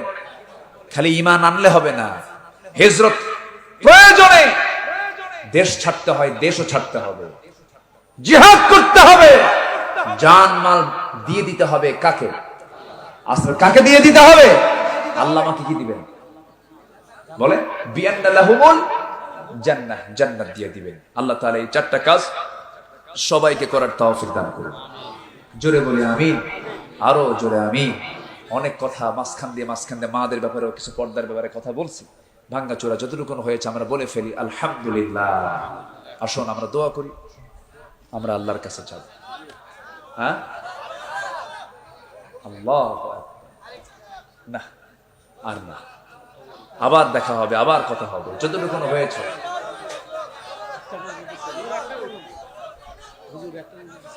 একটু জিকির করি, সুবহানাল্লাহ, আলহামদুলিল্লাহ। দেন তো আরো জোরে, লা ইলাহা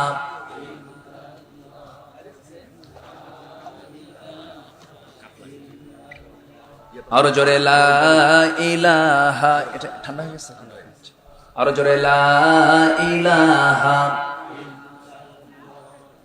লা ইলাহা, লা ইলাহা ইল্লাল্লাহু মুহাম্মাদুর রাসূলুল্লাহ সাল্লাল্লাহু আলাইহি ওয়াসাল্লাম। সম্মানিত ভাইয়েরা, আমি উল্লাপাড়া ঢোকা মাত্রই একজন ব্যক্তির কথা আমার খুব বারবার মনে পড়ছিল। খুব সুন্দর ওয়াজ করতেন, ওনার সুরটাই দিল আমার আগের কে ছিলেন মেহমান, না যে এখানে কে ছিল মেহমান, না তার আগে মনে হয় কে যেন ছিল। যাই হোক, আমার রেজাউল করিম কাউসারি ভাই, উনি ইন্তেকাল করেছেন। আমি ওনার মাদ্রাসায় গিয়েছি, মাহফিল করেছি, বামন গ্রাম মাহফিল করেছি। ওয়াজের মঞ্চে কথা বলতে বলতে বেলকুচিতে উনি মারা গেছে। ওই মাহফিল আমি গেছি, ওই মঞ্চে মাহফিল করেছি। এই তো মানুষের জীবন, আমরা তার জন্য দোয়া করি। তিনি ওয়াজগুলো না মানুষকে খাওয়ায় দিতেন, তাই না? ওয়াজ কি করে দিতেন? খাওয়ায় দিতেন একদম। খুব জীবন ধর্মী, বাস্তব ধর্মী কথা বলতেন। সৃজনশীল প্রতিভা ছিল, কথার সঙ্গে কথার তাল মিলাতেন, ছন্দ মিলাতেন, লাইন মিলাতেন। এক বিশাল কবিও ছিলেন তিনি, আলহামদুলিল্লাহ। ছন্দের জাদুঘর তিনি ছিলেন। আল্লাহ তুমি তার কবরটাকে জান্নাতের নূর দিয়ে মুনাফফার করে দাও, জোরে বলি আমিন। আমি শুনেছি তার জানাজায় যত মানুষ হয়েছে, এত মানুষ খুব কম মানুষের জানাজাই হয়েছে, আমি শুনেছি এটা। আলহামদুলিল্লাহ, এটাই তো চূড়ান্ত পাওয়া, তাই না? জি আলহামদুলিল্লাহ। আল্লাহ তুমি তার কবরটাকে জান্নাতের টুকরা বানিয়ে দাও, জোরে বলি আল্লাহুম্মা আমিন। উল্লাপাড়ার মাটিকে তুমি আল্লাহ দ্বীনের জন্য কবুল করে নাও। আমার আলী নূর ভাইকে তুমি আল্লাহ কবুল করো, মুরব্বীকে তুমি আল্লাহ কবুল করো। অনেক বয়স হয়ে গেছে। কত বছর আপনার? 80 বছর। দেখেন, ওনার বয়স 80 বছর, এনার বয়স 84 বছর। দেখেন তো, ইনি যুবক মানুষ না? যুবক না? দেখেন আমি কেমনি কইছি। আলহামদুলিল্লাহ। আল্লাহ তাআলা সুস্থতা যে কত বড় নিয়ামত, যে সুস্থ না সে বুঝে। আল্লাহ আমাদের সবাইকে তুমি সুস্থতার নিয়ামতে ধন্য করো, জোরে বলি আল্লাহুম্মা আমিন। আমরা নামাজের মতো করে বসি, নামাজের মতো করে বসি। যা হয়েছে আমরা আজকে বলে ফেলি আলহামদুলিল্লাহ।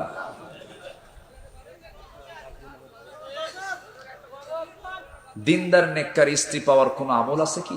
মোবাইল কিনে নিবেন একটা। আচ্ছা, ইসলামিক ইউটিউব চ্যানেলের ইনকাম। আচ্ছা, ওয়াইফাই এর ব্যবসা করা যাবে কি? ওয়াইফাই ছাড়া তো আপনি চলতে পারবেন না। আপনি গ্লাসে যদি আপনি পানি না ঢেলে যদি মদ খান, গ্লাসের দোষ আছে কি বলেন তো? গ্লাসের তো দোষ নাই। আপনার ওয়াইফাই ইন্টারনেট কানেকশন ছাড়া আপনি ব্যাংকিং কেমনে করবেন? ব্যাংক কেমনে চালাবেন? আপনি ফিনান্স কেমনে চালাবেন? আপনি অফিস কেমনে চালাবেন? ব্যবসা বাণিজ্য কেমনে করবেন? তাহলে আমি যদি বলি ওয়াইফাই হারাম, তাহলে বলেন তো এটা কি আমার জন্য এটা বলা জায়েজ হবে? তখন আমি কি কাম করলাম? আমি হারাম বলে ফেললাম। সমস্যা নাই, আপনি এটা হালাল পন্থায় আপনি চালাবেন। আপনি যেটা যদি হারাম পন্থায় চালান সেটা আপনার গুনাহ হবে।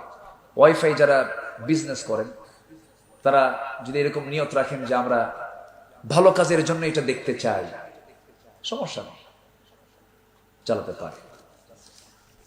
আর বেশি ফতুয়া না দিই, আমি বেশি ফতুয়া দিই না। আমরা এক থাকি, আমরা ভ্রাতৃত্ব নিয়ে থাকি, আমরা ঘুতাঘুতি না করি, এক গ্রামে 4 মসজিদ না বানাই, এক মসজিদে নামাজ পড়ি। ঠিক কিনা? ঠিক কিনা? আমরা বেশি ঘুতাঘুতি না করি। আজকে আমাদের জি এই সময় আবার গজল শুনবেন আপনারা।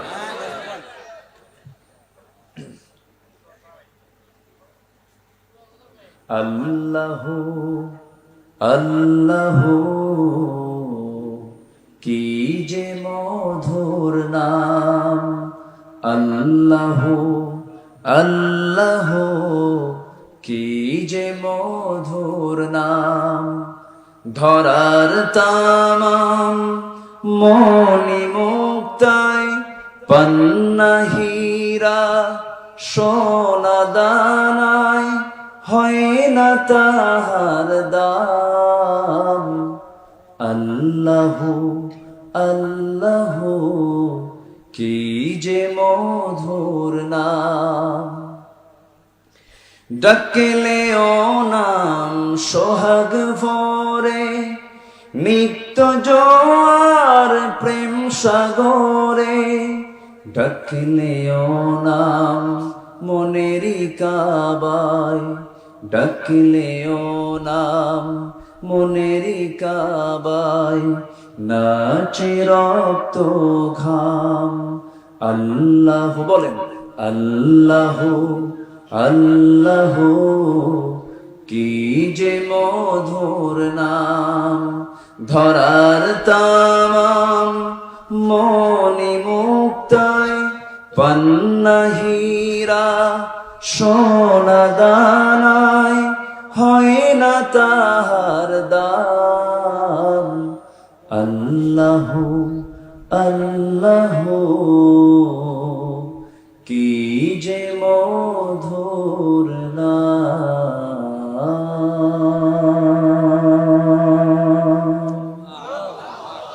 জি, আসুন আমরা এখন দোয়া করি। আমি ক্লান্ত, যা হয়েছে। গরমের দিন তো, শীতে কথা বলে একটু বেশি মজা পাওয়া যায়।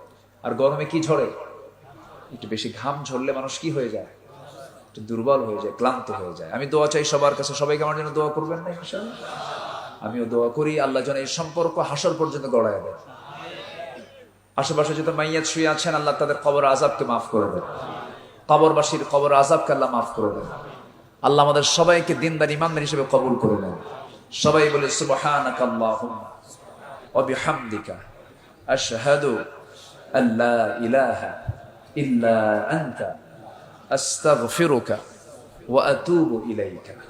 চিৎকার মেরে বলি, ইয়া আল্লাহ, আমার জীবনের সাগীরা কবীরা, ছোট বড় সব গুনাহ তুমি আল্লাহ মাফ করে দাও। জোরে বলি আল্লাহুম্মা আমিন। আমার নবীজিকে নবুয়ত দিয়েছেন কত বছরে বলেন তো? একটু কথা বল।